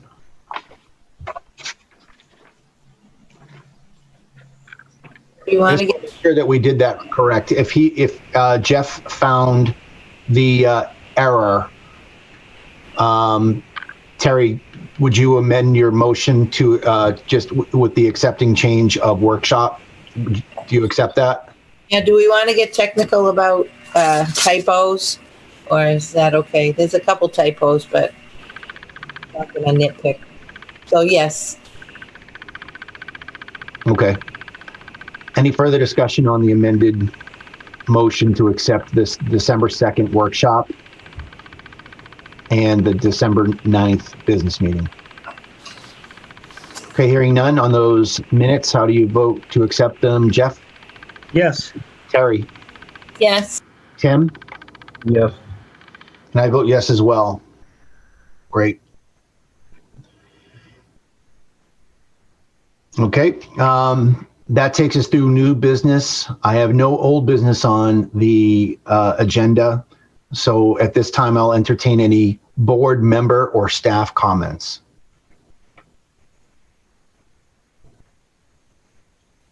Mr. Chairman. Yes, go ahead, Jeff. I have one thing concerning intermunicipal agreements. The treasurer collector agreement is not the only one that's been lacking. The animal control intermunicipal agreement with Winchington, it expired June 30th, 2020. I sent Carter an email asking about that in July 29th, 2020. He answered that the police chief signed a one-year ACO extension of that intermunicipal agreement. And Carter noted in his email, I'm not quite sure he had the authority, so he was checking. He never got back to me on that. And in the original agreement, it states that it would be signed by the town manager and town administrator respectively. Town manager of Winchendon, town administrator of Templeton. Again, I think this was out of the chief of police's wheelhouse, and best practices from the Department of Revenue, Division of Local Services, as well as Mass General Law, Chapter 40, Section 4A, the chief executive officer of a city or town or board, committee or officer authorized by law to execute a contract in the name of a governmental unit. A committee example is a district, which would be a prudential committee. But otherwise, it says the city council in a city with the approval of the mayor, in a town by the Board of Selectmen, unless, as we sometimes do, authorize the town administrator to sign it. We have several things. There's financial responsibility as far as Winchendon is to pay the salary. The town of Templeton is to provide a truck. We voted, town meeting voted for a capital item of $25,000 to buy a used truck. I believe in the budget presentation coming up, we couldn't find one for 25, so Adam was going to bring in front of the board to discuss asking for amending that original town meeting vote. So this is a house cleaning thing, something to get on track, and so it's consistent, and as well as a department head signing an intermunicipal agreement binding Templeton financially. When does the board find out about this? It's one of those things that A for effort, but an F for procedure, following the rules, law, the policy, the town bylaws. Board of Selectmen responsible for the management, financial, legal, contractual issues of the town.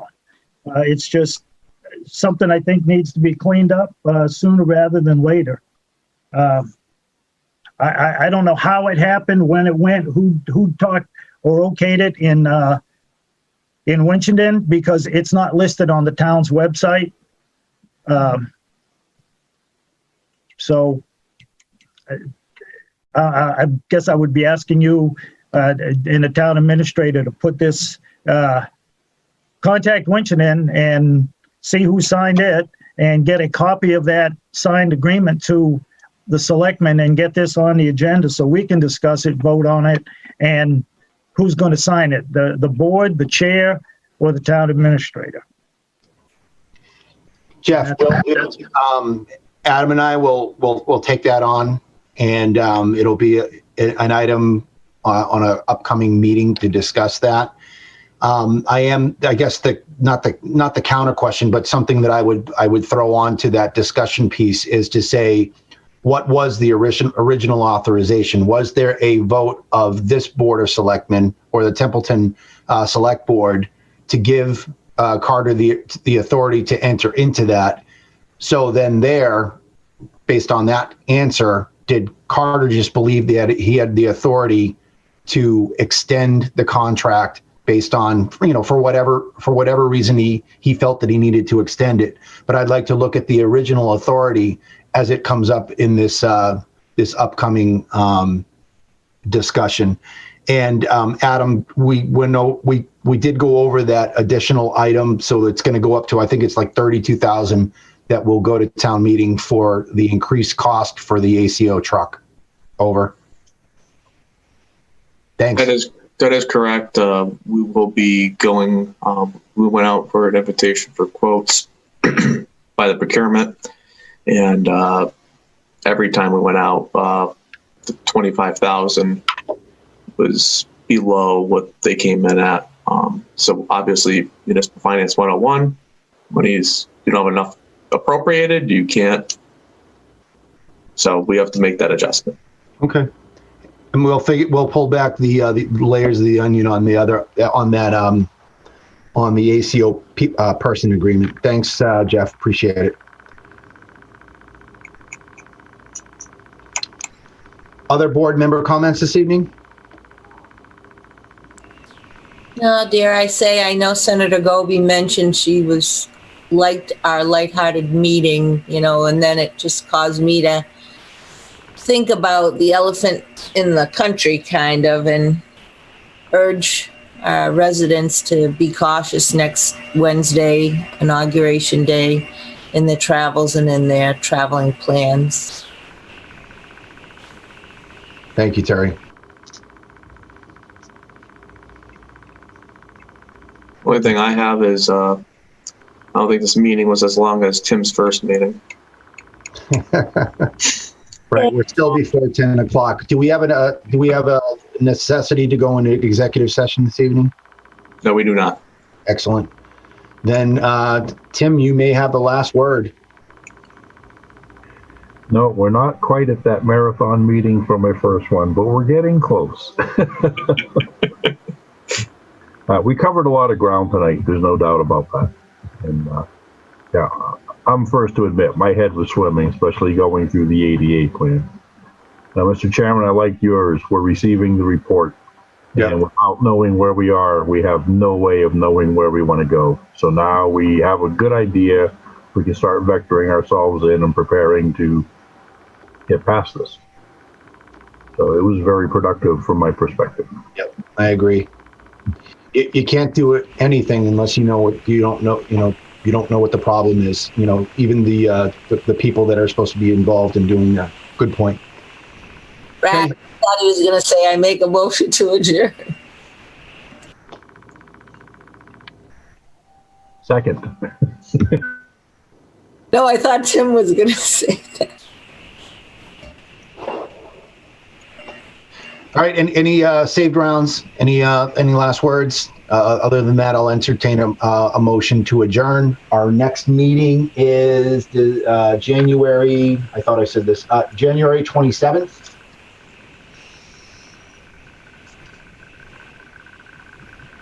I see nothing on the chat. It got quiet on the YouTube chat after the senator and the representative left the room. Mike, you did a great job when they came on. And Jeff too, with your questions, and Mike with your statement. I appreciate it. Solid connection with those two. So I'm really glad for the relationship that we have with them, and their willingness to listen to all aspects of it. And it's good. It's good to know that. All right, I'll make a motion to adjourn. Second. Thank you, Terry. All those in favor of adjournment signify by saying aye. Aye. Aye. Any opposed? Hearing none, we are adjourned at 9:57 on my clock.